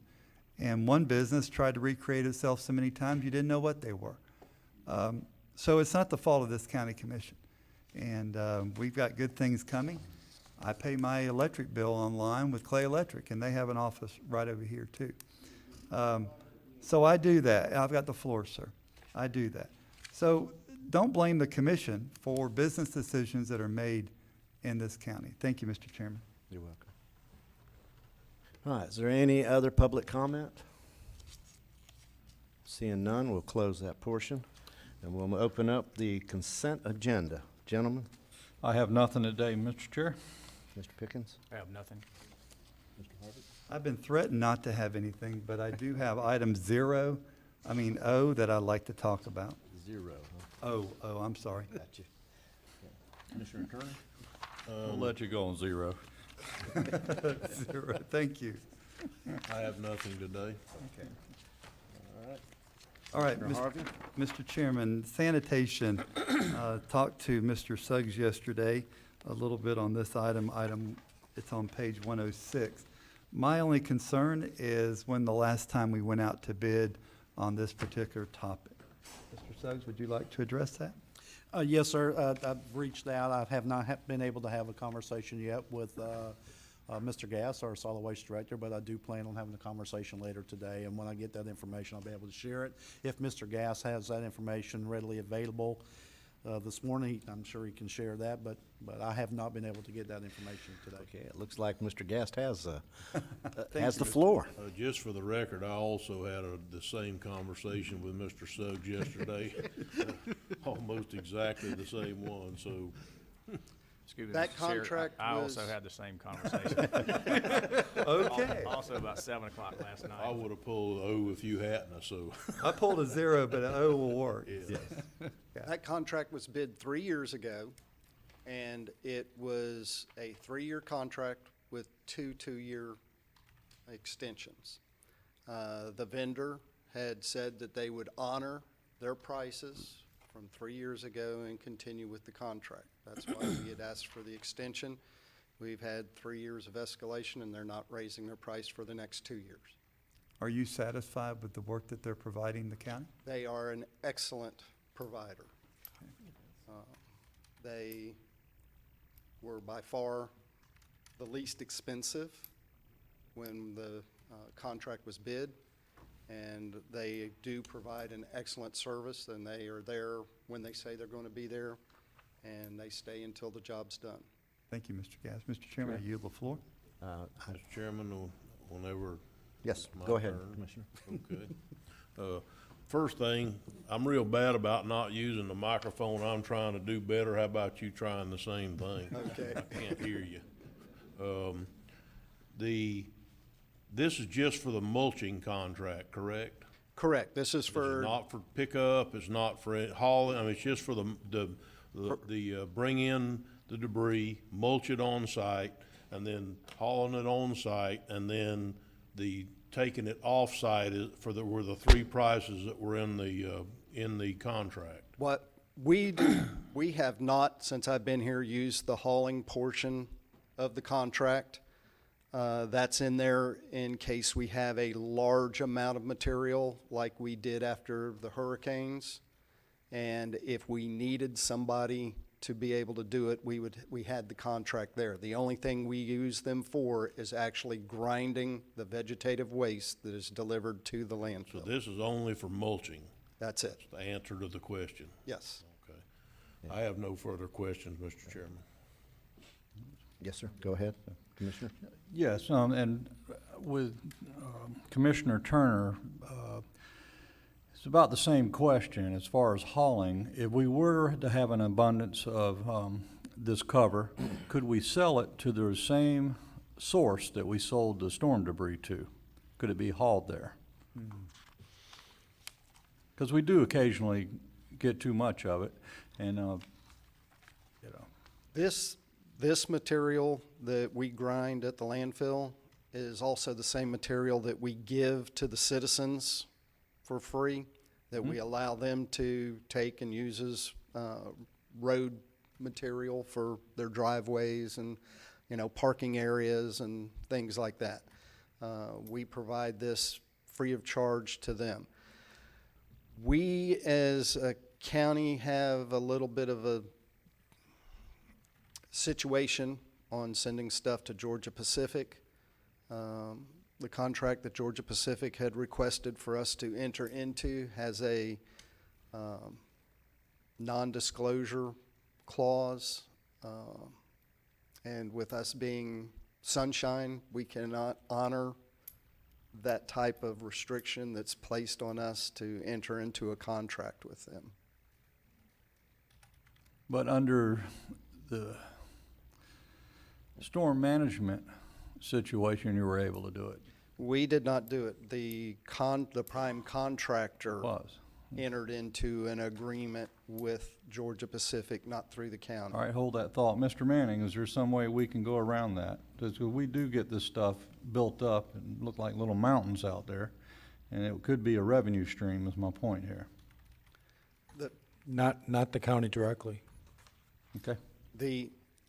Being a revenue stream, the actual cost for transporting it would probably equal or exceed the cost of revenue that would be generated from it.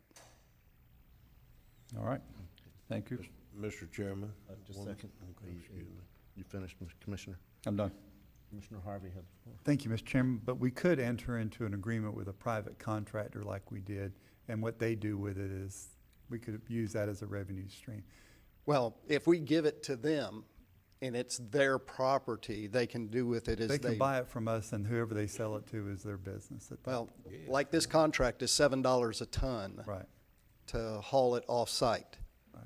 They're only paying like And $2.50 a ton. And I remember when I first got here, contacted the biomass plant.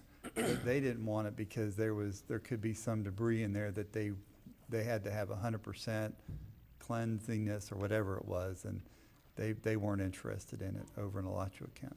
So. Correct. Okay. They didn't want to kill the termites. Yeah. Thank you, Mr. Chairman. Okay, Mr. Turner? Okay, so like we established earlier, that we don't use the hauling portion of this, or we haven't used it in the past. We have not. It's there in case of an emergency situation. If we lose our trucks to be able to transport it around while they're grinding it, they would be able to transport it for us. Is it saving us money to use this as part of our landfill cover? I read somewhere in either this presentation or another one that we could mix this about 50-50 with the dirt from the landfill and use it for part of our landfill cover. That's still accurate? That is what we are permitted to do. We utilize the vegetative waste. We use 50% soil component, 50% ground vegetative waste component. In doing so, it extends the life, but also still provides the fireproof barrier that's required on the daily cover. Plus, one of the advantages of utilizing the vegetative matter in there is wood chips are a natural odor absorber, and it allows for the daily cover to help decrease any of the odors that may be generated from the landfill. Okay, thank you, Mr. Chairman. You're welcome. Is there any other comment? Good. Mr. Chairman, I move approval of the consent agenda items A through O. Second. All right, we have a proper approval, proper second. All those in favor say aye. Aye. Okay. The agenda moves. Anybody against?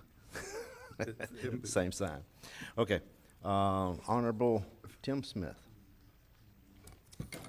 Thank you, Mr. Chairman. We have no items today. Okay. And we have public hearings. Is this something that you're going to open up here? I'll go Mr. ahead and Manley? take that, Okay. Mr. Chairman. This first public hearing is for an ordinance of the Board of County Commissioners of Putnam County, Florida, relating to the Better Place Plan, providing an amended general description of the infrastructure projects to be funded, providing for severability, and providing an effective date. Basically, to put it all in a nutshell, you can obviously read the specifics there, starting on page 123. In adopting the Better Place Plan ordinance previously, both in 2002 and 2015, the ordinance provides for, it has an attachment, Exhibit A, which lists what it called the type of projects that would be paid for under Better Place Plan or using Better Place Plan funds. The ordinance goes on to talk about that, among other things, the amounts would be used to finance, plan, and construct infrastructure. It defines it as any fixed capital expenditure or fixed capital outlay associated with the construction, reconstruction, or improvement of public facilities which have a life expectancy of 5 or more years, as well as a number of other things, including land acquisition, improvement, design, and engineering costs. It goes on to actually, when it went before a vote in the referendum vote itself stated that if approved, which it was, Putnam County will build roads. It lists a number of other things, and it includes building or expanding government buildings and community centers. Specifically as to Exhibit A, the project list, which again was listed as the type of improvements contemplated. The ordinance allowed for amendments to that project list to be made as deemed necessary. So this was discussed, I guess, about a month or so ago. It was brought up that we should maybe amend that project list to include the animal control or facility that we currently have $750,000 budgeted to go towards that. I looked, thoroughly through the ordinance and the statutes. I feel that although it is a project that is covered by state statute, and this is somewhat redundant, it is crossing our T's and dotting our I's to go ahead and officially, and I think by ordinance would be the appropriate means, amending that Exhibit A to include the animal control facility, and that's what we have before you today, and it is a public hearing. Okay, and this is just basically housekeeping, as I see it. Yes, sir. Commissioner Turner?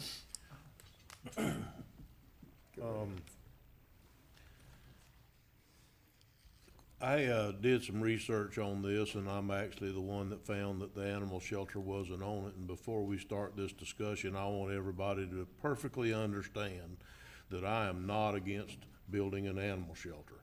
In fact, I am for building an animal shelter. I would just like the opportunity to be brought up to date on what has gone on for the last 3 or 4 years, because I've only been here a few months. I understand that the last time this was workshopped was in September of 16. And so only 2 of the 5 commissioners were here at that time when it was discussed. I'm not saying that it's not the correct way to fund it through Better Place. I don't know. I'd just like the opportunity to talk about it and be brought up to speed. It was my last, and because I only can get bits and pieces, nobody seems that I'm allowed to talk to another commissioner, for instance. I can't talk to them unless I'm in a workshop or a commission meeting on this subject. So I would like to workshop this item and talk about it and let the people like Commissioner Lible and Commissioner Harvey, who were here before us, maybe they could shed light on where we are and why we selected the Better Place plan versus something else. Maybe, I don't know. I just would like to be brought up to speed, and I'm certainly not against this project. I'd just like to have the opportunity for somebody to bring me up to speed and let me know what's going on. I don't see a problem with that, Commissioner Harvey. Thank you, Mr. Chairman. I have two questions, one for the attorney, real quick, and, well, actually three. This Exhibit A is types of, and as you referred to, we really do not need to change the types of because it fits in Florida statute that we could do this. Is there any other types of that you would like to make a change if we're making these changes? Have you researched anything that might not fit that our 1 cent sales tax could do to help the citizens of Putnam County? Well, nothing's been brought to my attention that, Okay. for additional projects that we'd like to add at this point. Okay. Also, I was under the impression we were going to workshop this and pull this from today's meeting. So if that's, is that the pleasure still? That will be the pleasure of the board.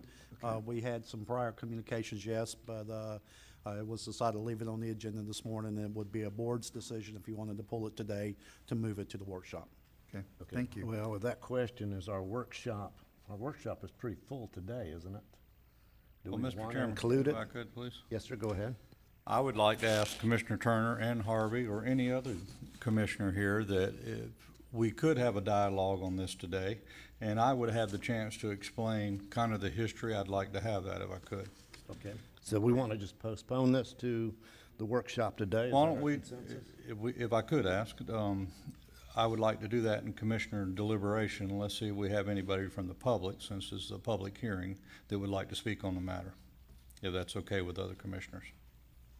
It's fine with me, Mr. Chairman. I would just like it, I would like it to be explained to me in a non-pressure situation, that where we're not grandstanding over this animal control facility, because that's not what my intentions are whatsoever.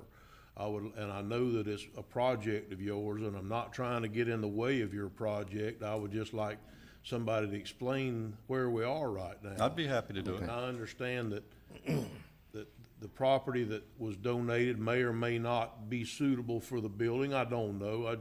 I hear rumors too, but I'm not allowed to talk to the knowledgeable people about this until I'm in one of these meetings.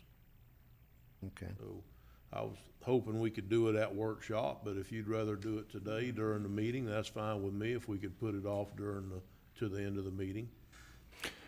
Let's make that decision after I do my presentation. Let's hear from the public, please, Mr.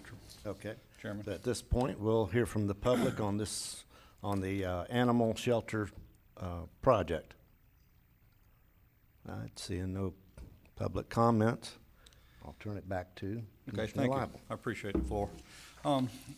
Commissioners, I don't have to really go back too far in history to know that we have a very dark past when it comes to animal services in the county. It's been a service that was one time at the service of the Sheriff's Department. And it wasn't, in my opinion, I'll just say it, managed correctly. We had a high kill rate, euthanization rate there, sometimes as high as 500-600 animals a month.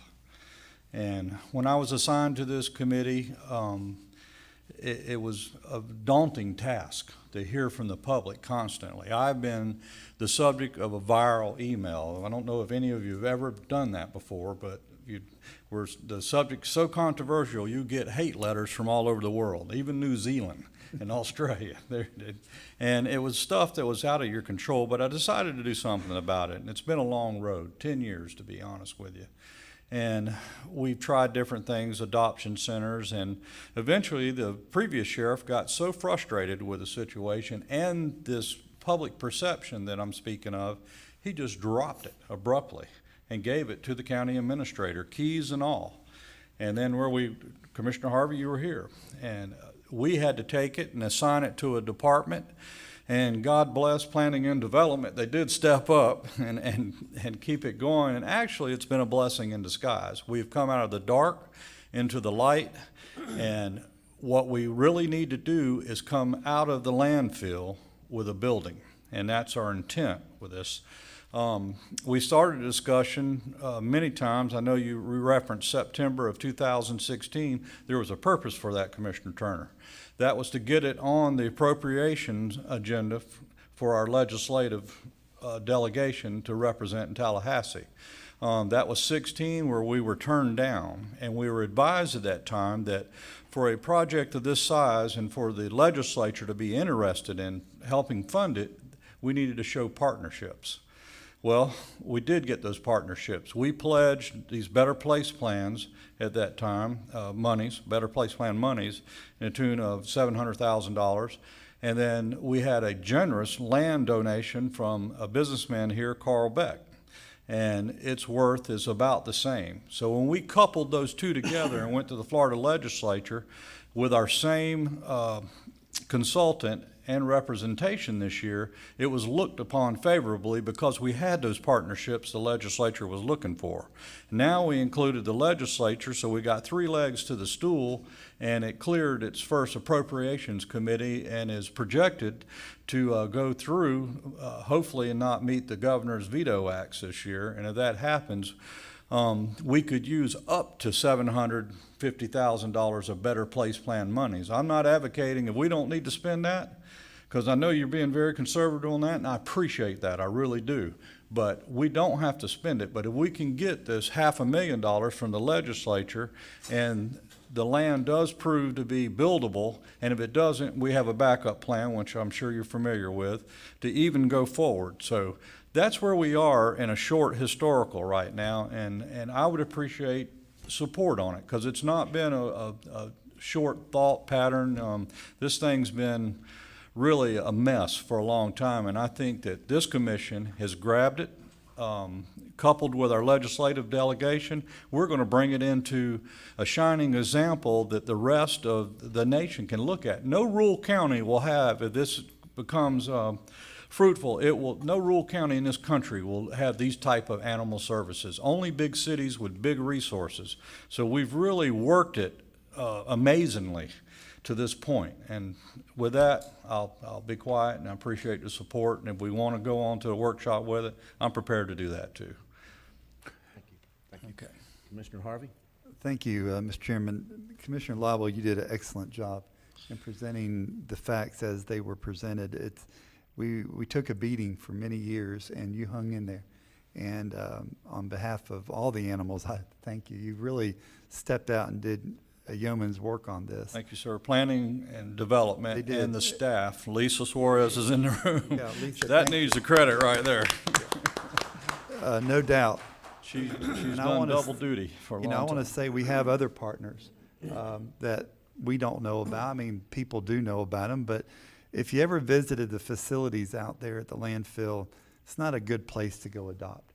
And you've even took animals with the department to other locations, even right here in the complex, to get them adopted out. So a lot of work has been done, but the vision that Mr. Beck had was a situation where you could go there in a non-threatening, clean environment. You could interact with the animal and take it for a walk and visit and see if you're willing to adopt. And I think that's a perfect vision of where Putnam County, we don't want to be a kill place. We want to be an adoption place. Commissioner Harvey, we have not euthanized since March of 2015, and I'm proud of that fact, and Lisa has led that effort. That's right, but she's done a lot of work, taking animals all over from visiting counties to get that done. She sure has. So, Commissioner Lible, I stand with you. I believe that this is a good thing to move forward with Putnam County, and I would love to talk about it more at a workshop if that's where we're going with this. Did you have any? Yes, sir. Yes, sir. Like I said to start with, I'm not against building this. I want that perfectly clear. I'm not against building. In fact, I'm in favor of building it. I started this conversation with that.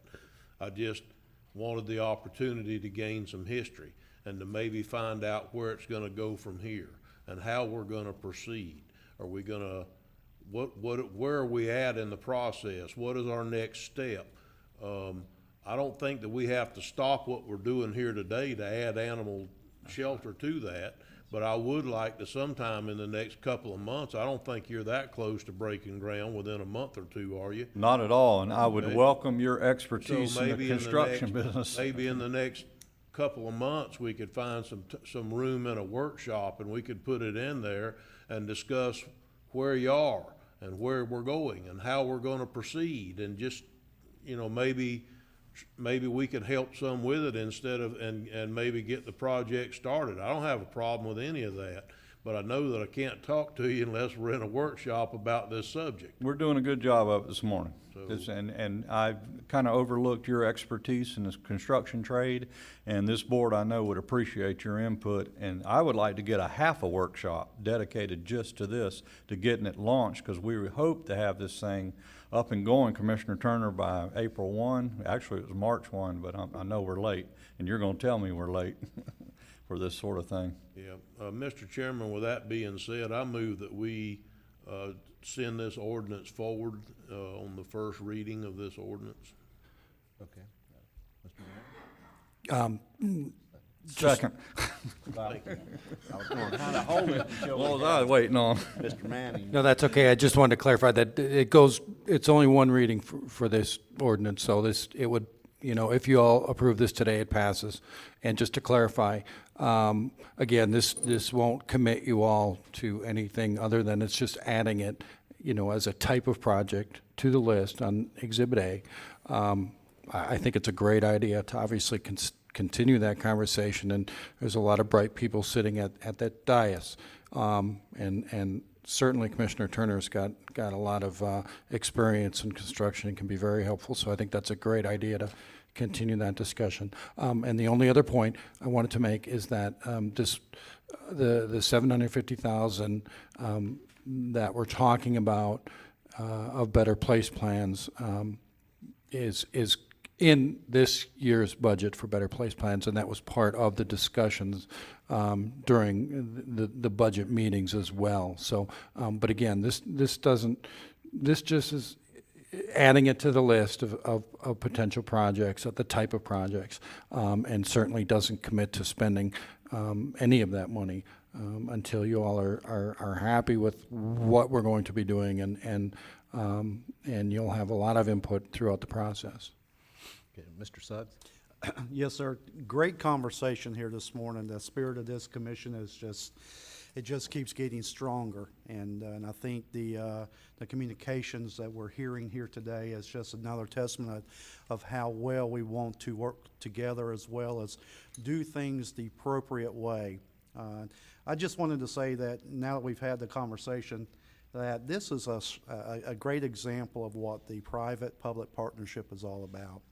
You've got a local individual that's done real well here for Putnam County, and he wants to give back, and he's given back to Putnam County. You've got the county commission wrangling over where we're going to come up with the appropriate funds to hopefully bring the animal control facility to fruition. And you got conversation in Tallahassee right now in your legislative appropriation committees about the private-public partnership that's happening in Putnam County. And none of those things are bad things, folks. Those are great things. And to have Putnam County being mentioned in the light that we are in Tallahassee and DC right now is a great thing. So as your county administrator, thank you for the open, honest dialogue here this morning, and for the collegial approach to this. And whatever we need to get this thing going, we'll get it done. But again, I think this is exactly what we're all looking for, and I'm just as proud as I can be of what we're trying to do here. Thank you. Okay, thanks. Commissioner Harvey? Thank you very much, Mr. Chairman. I wave in support.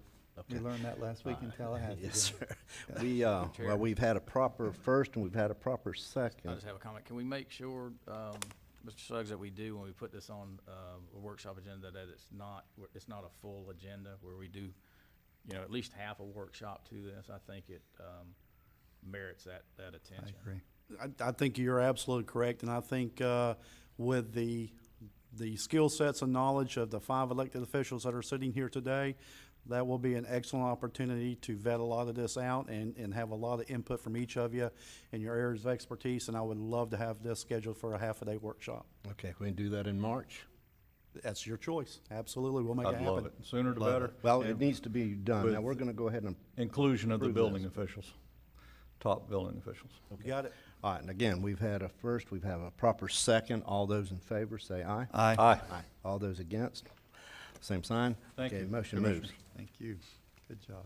Okay, next, Public Works, approval of irrigation ordinance to enhance the Public Works water quality program. Mr. Chairman, I was reading my fertilizer application this morning.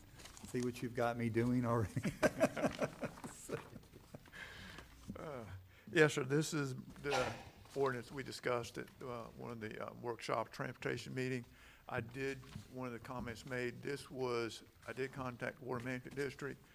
This watering schedule is already in their ordinance. They already enforce it. It is enforced year-round, not during times of drought, but they enacted this several years ago, so we basically are getting credit for mimicking exactly what they already have on their books that they are enforcing. Well, Mr. Chairman? Yes, sir. It's my understanding, though, that Water Management doesn't have an enforcement arm. We have a codes enforcement arm. We do have a code While- enforcement, yes, sir.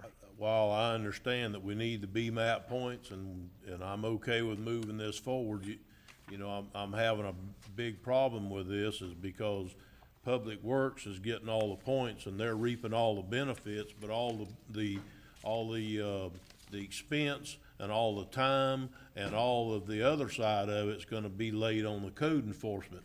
So basically, it's not real fair here, Press, Mr. Tompkins, it's not, because you're getting the benefits, but they're the ones that's paying the price for it. So, like I said, I'm willing to move this one forward mainly because it's already part of Water Management's and whatever, but Water Management doesn't have a water sprinkler policeman to come out and get you. We have a codes enforcement issue, and it's gonna be just another one of those issues that neighbors are gonna fight neighbors over if they don't get along and somebody turns their sprinkler on Thursday instead of Friday.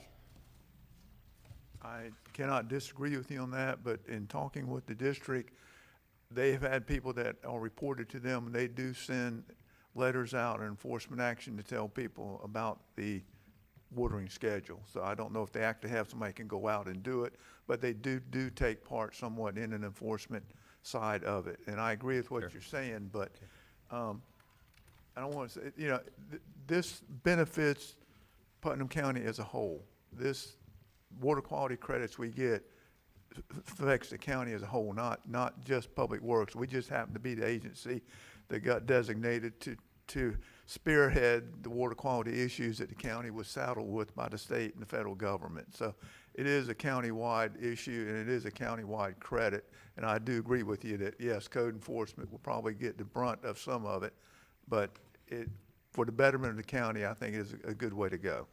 Well, before we finish, I think that we ought to discuss the enforcement and penalties in section 8 on page 131. I know that we looked at it in workshop, but after reading it again, I think perhaps those may be excessive. I mean, first contact is a written warning, that's not excessive. But the first violation is a $118 fine. And the subsequent violations, if your sprinkler comes on the wrong day or whatever the case may be, it's a $268 fine. Now, if I really wanted to be ugly, when you weren't home, I could go over and turn your damn spigot on, and then all of a sudden you got a $268 fine. So I think we need to look at this a little closer and you know, I meant that to be a little silly, but it's not out of line for that to happen. And so, you know, I really think that we need to maybe at least look at that portion of it, of the enforcement portion of it. We can certainly look at that, and we can amend that this morning if it's so desired by the board. Well, I'd like to hear if other commissioners also have a concern over it. Thank you, Mr. Chairman. Up the floor. Then Commissioner Lible. Mr. Chair, Mr. Tompkins, the fine schedule that Commissioner Turner just discussed, is that set by Water Management or our legislature? That was the DEP guideline ordinance that was sent to us from the state. Okay, so do we have the ability to reset those? And also, Mr. Manning, can we create an interlocal agreement with St. Johns River Water Management District to do the enforcement and take our code enforcement completely out of it? They're already out there doing the same task. Yes, sir. 2 questions. I'm not sure on that one. And the reason why I say that is the statutes in code enforcement matters. The statute set forth, who has responsibility and who can do code enforcement. I know that we can have interlocal agreements with other, say, municipalities, but the Water Management District is another issue in and of itself. So that's something I would certainly have to look into, because I don't know that we would be able to do that. How about the fines while you're doing that research, Mr. Manning? Could you see the fines? I agree with Commissioner Turner. They're ridiculous. Oh, the fines, well, those aren't set by statute. Well, DEP and says. Mr. Thompson could. These are guidelines they sent to us. We do have the ability to change those guidelines. Yeah. I guess the question would be that maybe we don't know the answer to is whether they would accept lower penalties and still give us the BMAP credits. It's worth That's asking. something that might be worth checking into. But I would like to not put anything else on planning and development and codes enforcement therefore. So if we can come up with that interlocal agreement with, the already established enforcement or regulators that they have out there, let's do so. Okay. That's it. Commissioner Pickens? Yeah, along those lines with Commissioner Turner and Commissioner Liable is, I sure don't want to put anything more on codes enforcement. They're shorthanded and they've got a tough job to do anyway. When I spoke with you press yesterday, I was under the assumption that water management was going to be the sprinkler police and enforce this, but I guess that's not correct. They do some enforcement now. I don't know to the extent of what they do. I can tell you this, when I lived in South Florida, I did get an enforcement letter from the district down there because I was watering the wrong days. So. And it did not come from the county. It came from the Water Management District. Okay, yeah, I agree. Mr. Manning, if you could look into that to see if that's possible, because I don't know that codes enforcement needs another job, to be honest with you. And I do believe that this very well could be used with neighbors not getting along with each other, to try to turn, to get back at their neighbor, unfortunately, so. That's all I got. Mr. Smith? Thank you, Mr. Chairman.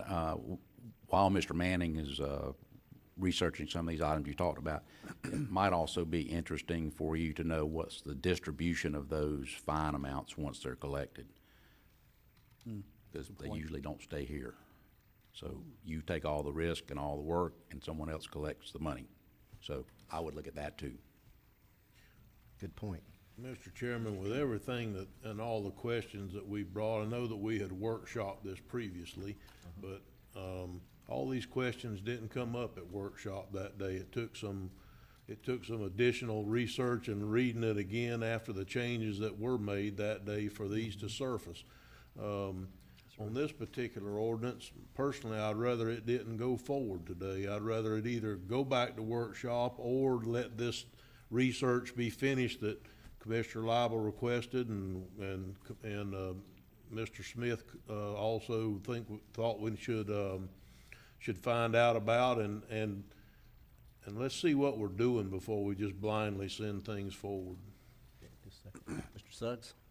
Oh, I couldn't agree more. I think this is a great opportunity for us to look into some of the things that were discussed here today. But, this might be a perfect opportunity for us to implement some cross-training. And, if we need to get some more eyes and ears out in the field as far as things like this, our public works staff is all over the county. And this might be an opportunity to alleviate some of those those burdens on our code enforcement department, which is already overwhelmed, and do a little bit of cross-training so we can have staff out in the field that's just as viable of doing those jobs as others in, in code enforcement. When you started, I thought you were volunteering. No, I've did my time, Mr. Turner, and Commissioner Turner in codes, and I kind of like where I'm at now. He doesn't have much to do right now. Commissioner? Mr. Chairman, thank you, and I concur with my fellow commissioners. I think this is excessive, and I also think that Public Works could probably take more of a lead on this issue, and once we open it up for the public and close it, I think it'd be a good idea to table this until we can bring all these questions in for a landing. Okay. Mr. Manning? Since this is a public hearing, 2 points. One, we still need to open it up for public comment. 2, based upon what I'm hearing, although this may sound strange, I would ask that somebody move that we adopt the ordinance with a second, and then at the vote, obviously y'all can vote for or against at that point, and if it fails, then certainly I think the administrator understands you all want to workshop this. I understand what you would be looking for from me, and I believe Mr. Press understands what you're looking for from answers from him as well. Okay. So you want us to vote for something that might die? Hold on. Yes. Mr. Okay, Chairman. so we're going to open it up for public comment. Seeing none, we'll close that portion. You had something? Mr. Manning, would it be appropriate if we just respectfully requested an indefinite table of this item and bring it back at a much later date? For an ordinance and a public hearing, I prefer it not go that way. Okay. I think it's cleaner, although Mr. Suggs had a good point.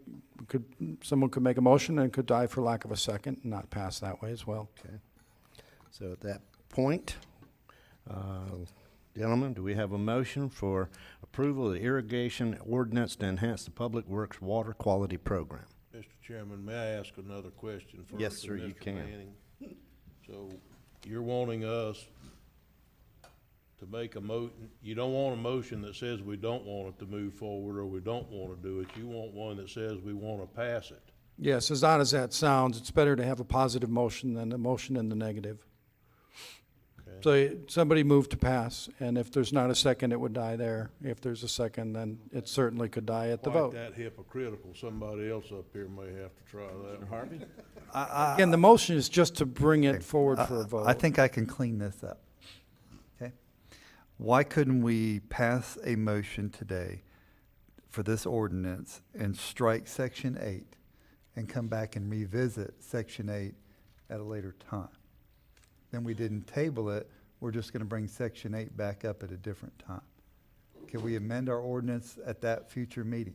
No, I believe the ordinance has to have a Section 8 enforcement and penalties. It needs to be in there, whether I'm it's not comfortable changed or doing- not, you know. I'm not comfortable doing what you're asking to be done. Well, certainly anybody else could make the motion. Something has to happen. It is a public hearing on an ordinance that has been advertised. Well, make a motion. Mr. Chairman, point of order. Yes, sir. Are you telling us that we can't table passing an ordinance? You can table it, although it's not particularly fair to the public to table something indefinitely if it's been advertised for a hearing. If you want to continue it to another date, time certain, it can be re-advertised for that.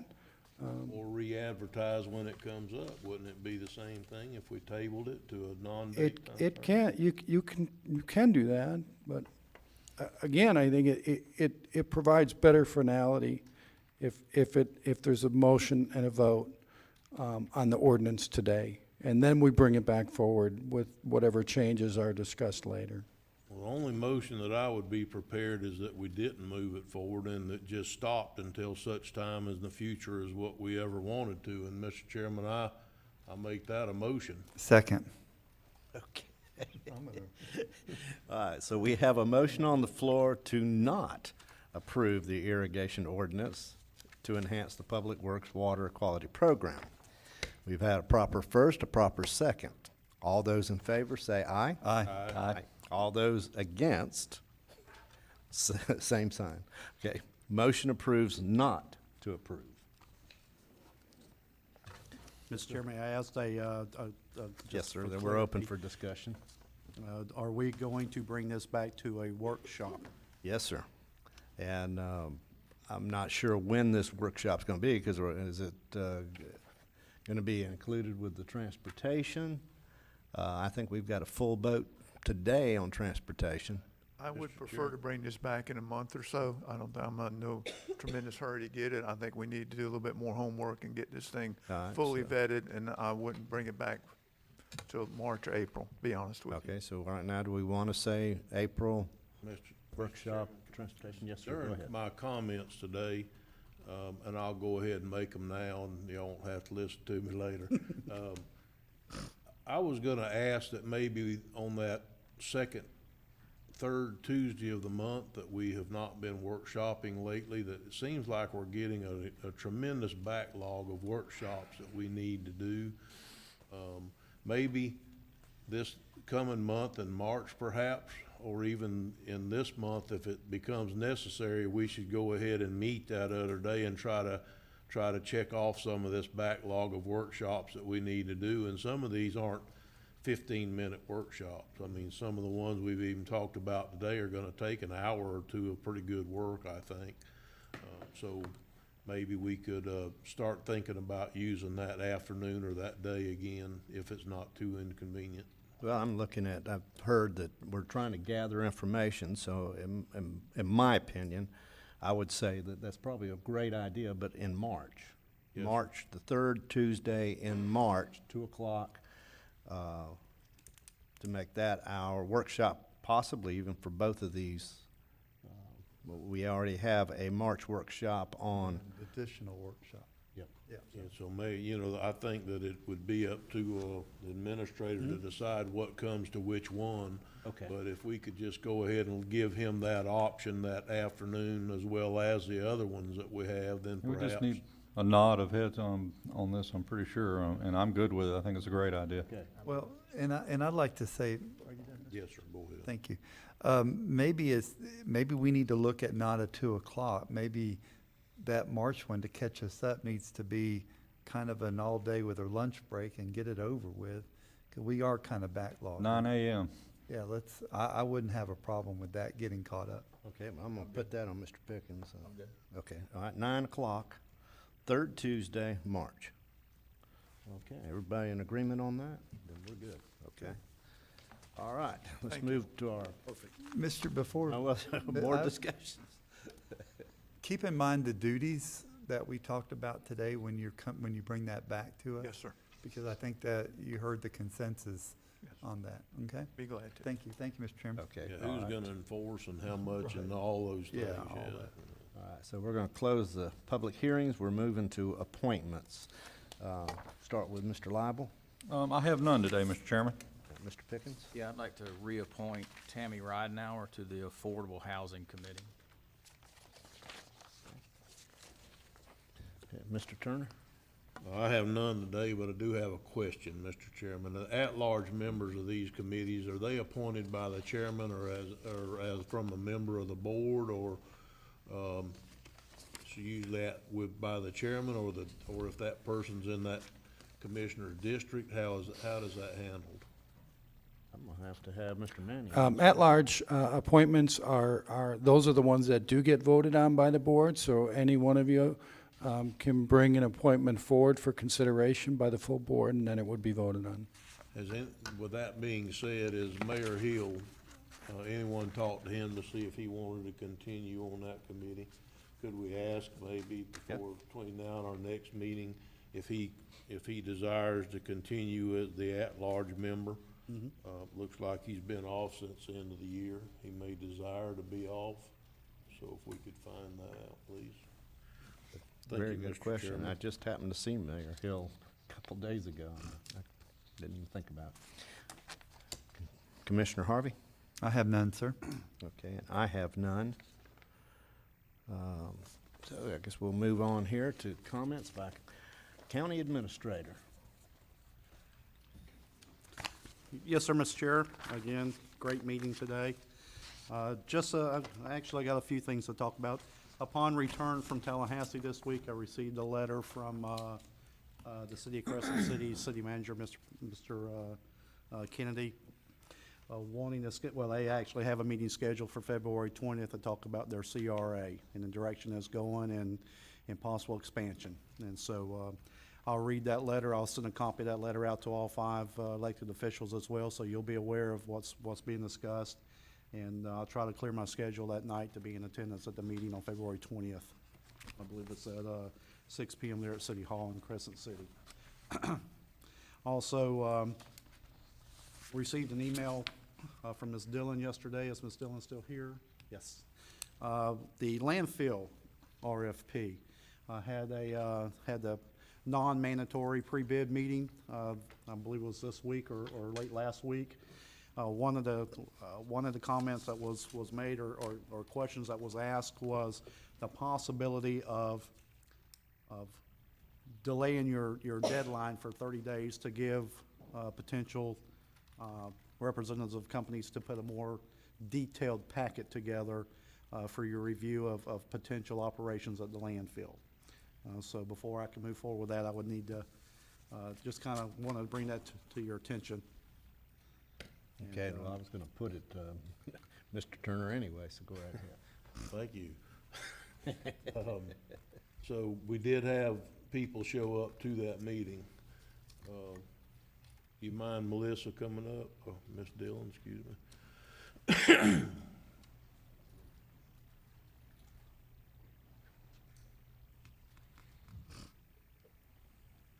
Good morning. Good morning. So you did have people? Yes, we did. We held a meeting yesterday morning, and we had 7 companies with multiple representatives from each of those companies attend the meeting. There was a fair amount of interest. But then, as Mr. Suggs said, following the meeting, we did have a request to extend for at least 30 days so that the companies would have an opportunity to prepare full and complete packages. Mr. Chairman, while I was the one that was trying to push this as hard as I possibly could to try and get it back on track, I think that I would personally have no problem extending that 30 days unless someone can tell me a reason why we shouldn't, to give those people proper time or what they think is proper time to come up with a proposal. Okay. Gentlemen?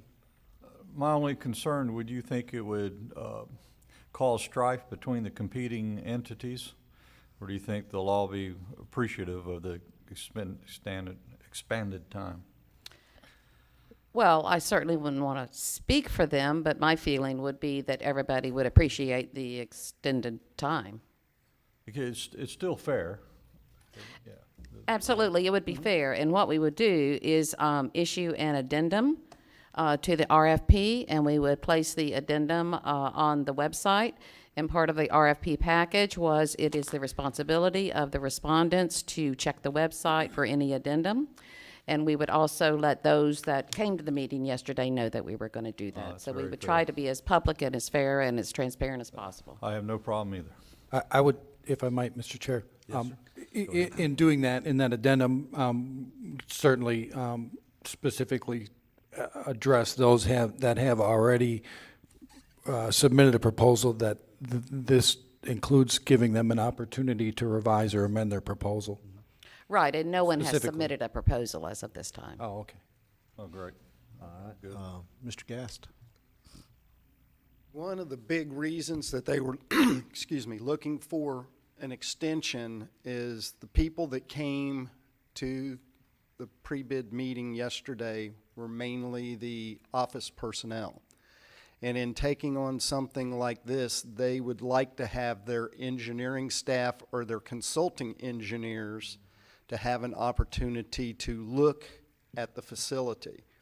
So I did provide a tour for 3 people that were having to fly back out of state yesterday. And then I've got more scheduled for Monday.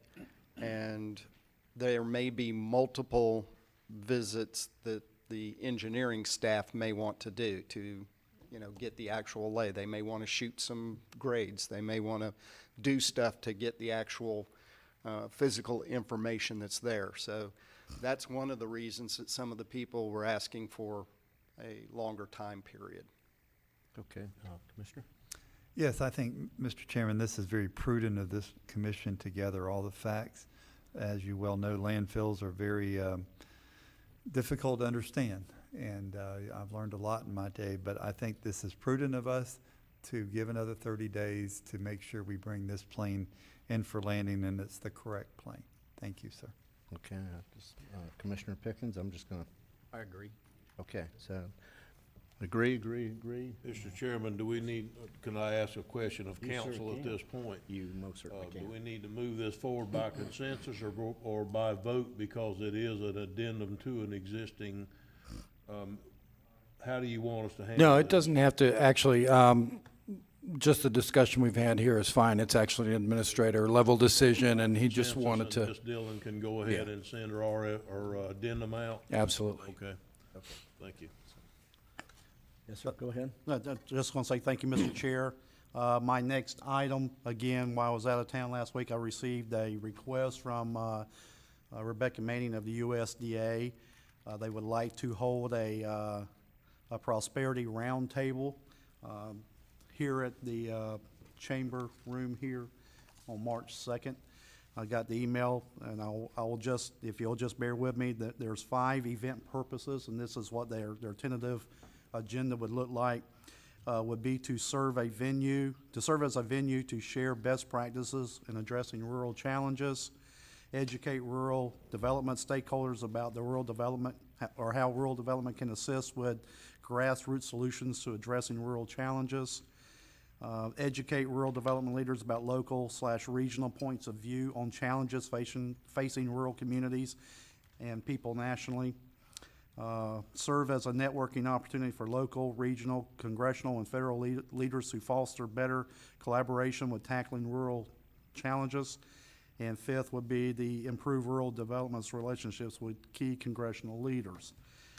Their list of anticipated participants would be the state congressional delegation or their staff, state government leaders such as maybe the governor's office, state economic development officials, local utility co-ops to include electric as well as broadband and water, local community development organizations, and local leaders in healthcare and education. So they reached out to me while I was in Tallahassee.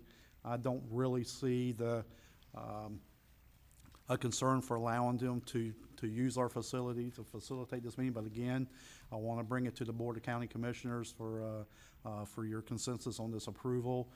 They're going to take the lead on this. It's their project. We'll just be giving them a facility to host the event. Okay. Any discussion? That's fine by me. I think anytime we can bring awareness, we're good, so. Anytime we can help USDA as much as they do for everybody around here, I'm in. That's right. Okay. Tallahassee, I think our trip was phenomenal. I think we had a good showing in Tallahassee. The folks that we met with was very appreciative of us being there. I'd like to say they rolled out the red carpet on a couple of occasions to welcome Putnam County, and we had a lot of positive comments and conversations while we were there about our appropriations and where we're headed. There has been a lot of discussion about hosting a Putnam Day in Tallahassee next March or April. Haven't been involved with that organization from Clay County doing the Clay Day for a few years. I think it's extremely valuable tool for as many of us elected officials and appointed officials to get to Tallahassee and have a Putnam Day there on the square and meet our legislators and be hosted by the folks in Tallahassee. And again, a great vehicle to show what we are, who we are, what we're proud of, and who Putnam County is. And so I think it's a project that I would like to start moving forward on some planning and development on that, and see where we go with that. So I'd like to do that. March or April of this year? No, sir. Next year? Of next year. Okay. Yeah, so Well, that's, I think that part of this, we need to try to budget some money for next year to be able to buy some like T-shirts or some shirts or something. Seems like that every time they have a legislative day, everybody shows up in the same colored shirt or T-shirt or whatever, where they know that you're all there together, so. Yes, sir. I think that's a very appropriate request, and I think when we put our budget together this coming fiscal year, we're going to address some of the concerns and needs that we need. They're not coming to us, folks, that we need to be putting ourselves in front of our legislators at every opportunity that we have to keep pushing for the things that are important to Putnam County and to our residents, and it's one of those things that as elected officials and appointed officials, it's our responsibility. And so I'll address those concerns in our upcoming budget. Okay. Commissioner Harvey? Thank Thank you, Mr. Chairman. Mr. Suggs, you're exactly right. Representative Payne had some wonderful ideas, and so did Mr. Senator Perry, on showcasing industries and agricultural and products available in Putnam County. And I think when we reach out to all those different partners that we have in this county, we're going to make a great showing up there next year. And I look forward to that, sir. Thank you. Excellent, very good. And Mr. Chairman, my last comment for today is also while we were in Tallahassee last week, I was included on an email chain regarding the payment of our solid waste fees that were court ordered by the on behalf of the Palatka Housing Authority. There's been a tremendous amount of conversation back and forth in electronic format, and if it's okay with you, I'd like to turn this portion of my conversation and in my comments here and allow our county attorney to bring you commissioners up to speed on the conversations that's been taking place.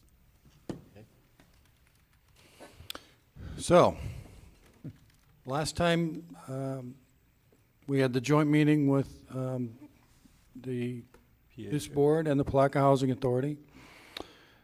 There were some questions that you all had, that the county had for Palatka Housing Authority. As you should remember, we scheduled a follow-up meeting so they could bring back answers to those questions that they were going to address with their outside auditor.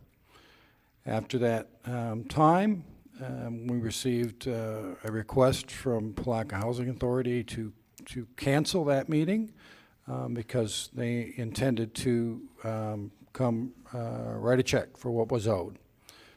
They also expressed an interest to then have some further discussions going forward. Well, today I read in the paper a very interesting quote, which said, once they give us a number, we'll give them a check. Well, we've given them a number, and we haven't gotten that check. And the reason why that we've been not given a check, or what they're telling us, is that they don't agree with our number.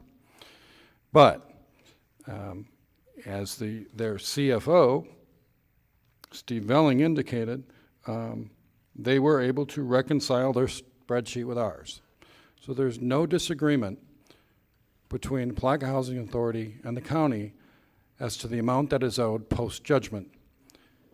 They are disagreeing with us on the judgment amount. As I've indicated to them, that was litigated. We went to court, and the court decided what that amount was. That was appealed, and they lost the appeal. That amount is now set in stone as far as I'm concerned. The time to have litigated the amount of the judgment was in the court case. The county has spent tens of thousands of dollars in this matter that we are not going to now relitigate the judgment amount. And my expectation of them is that they pay the judgment along with the rest of the amounts due, which they do not disagree with. We haven't received that yet. So what I am asking of you all is basically direction to provide them maybe a little bit of notice to the board of their board of directors, as well as their CFO and CEO, that we expect payment by a date certain, a very short period from today. A few days at most, and then wish to move forward with additional court action to enforce that judgment. You need a motion to do that? Would you like us to No, I just need discuss doing direction. that? I just want a direction from you all. Well, I don't mind starting, Mr. Chairman, if you don't mind. No, you go right ahead. Like, council said, we had a meeting, and I thought it was crystal clear. And then, they sent notice to us that they were gonna pay. I saw an email or something in that.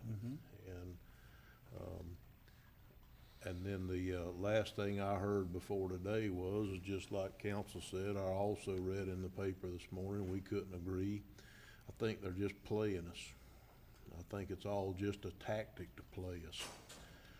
I think before we meet with them again, I think other than in court, or that we talk to them again, they need to write us a check.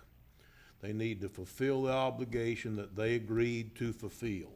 And then we can go back to discussing or meeting or whatever. And that's just my opinion. I think they should fulfill their obligation from their court, from their appeal, and write a check. And that's my opinion. Yes, sir. The amount that was agreed upon initially.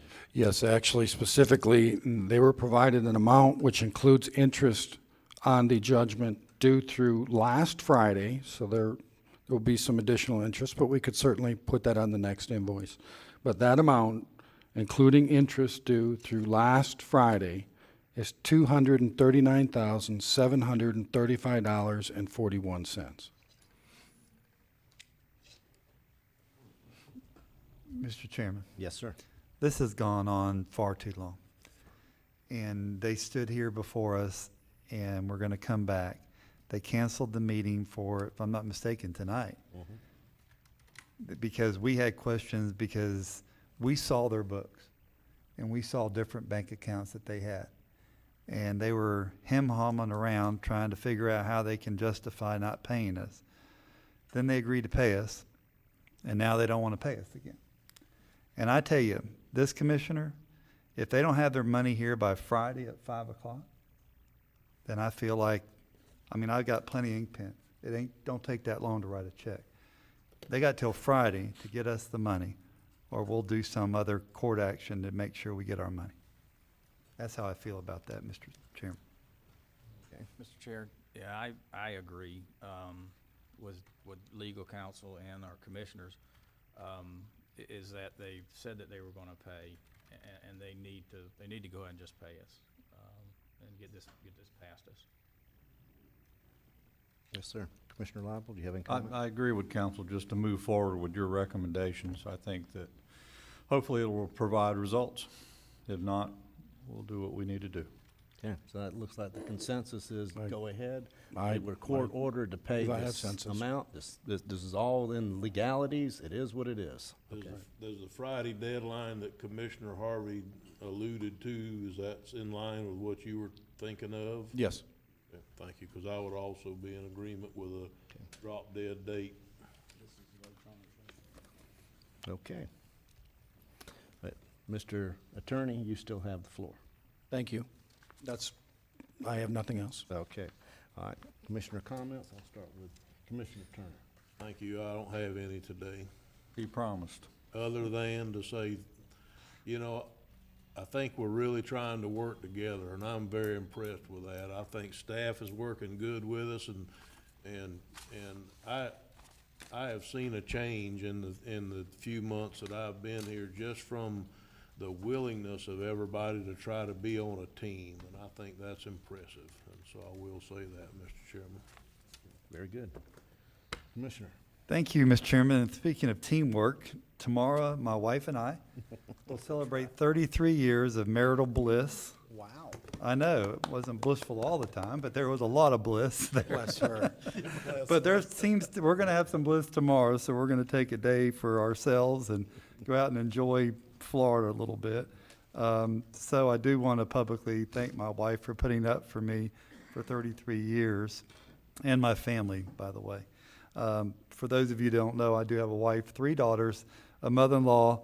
I am surrounded by women, so I have no opinion on most things in my neighborhood, or I keep them to myself.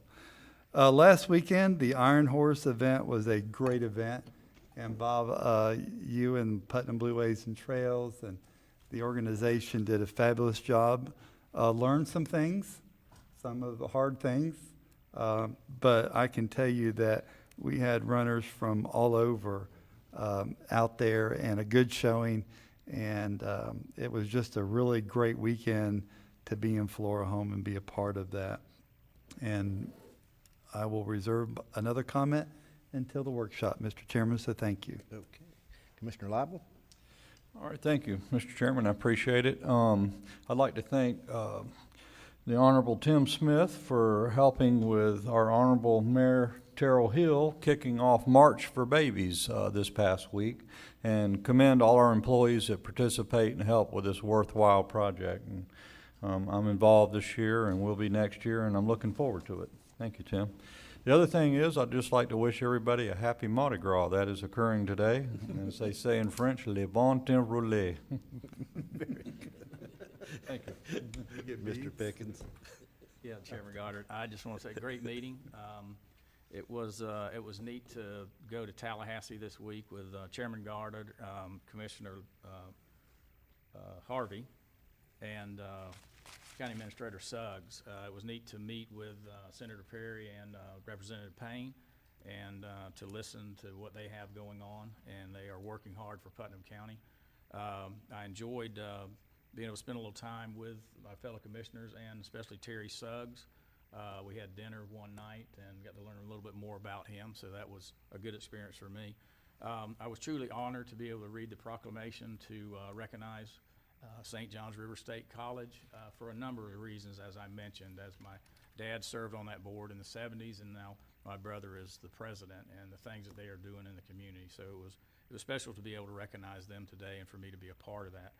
Also, it's very special to have the children involved in any of our commission programs with the Students Against Tobacco and have their presentations. I think it was very special. And also for Sheriff Deloach to be able to honor some of his employees and the people who protect us during the county. It was just special. So I think it was a really good meeting today. Thank you. Excellent, Commissioner, excellent. I just want to say, you know, we had a great time up there in Tallahassee. I was surprised how open everyone was. They were just really on board trying to help Putnam County move forward. Putnam Day, I think, is going to be a big hit. And with that, I wanted to say, if you have a weekend and you say there is nothing to do, you haven't rode around Putnam County. There is something going on somewhere in Putnam County, and sometimes there'd be 5 or 6 things going on at the same time all over the place here, and I just enjoy it. I enjoy our community, I enjoy our people, and the camaraderie that I see with everyone. You know, it's good. Did you have anything to include there, Mr. Suggs? Yeah, I hate to cut in, Mr. Chairman, but I'd be remiss if I didn't do a shout out to the folks from Pinal Baptist Church. I had an opportunity to stay back on Thursday and visit with them for a little while at the Capitol. Those children were just ecstatic about what they were seeing. They had been to the governor's mansion and were visiting the different locations in our state's capital. And I've actually extended an invitation for them to come and visit us here at the administration building and sit in with us at a county commission meeting and learn a little bit more about local government. But it was a pleasure, and I appreciate the opportunity to do that. Thank you. All right. Well, with that, this meeting is adjourned.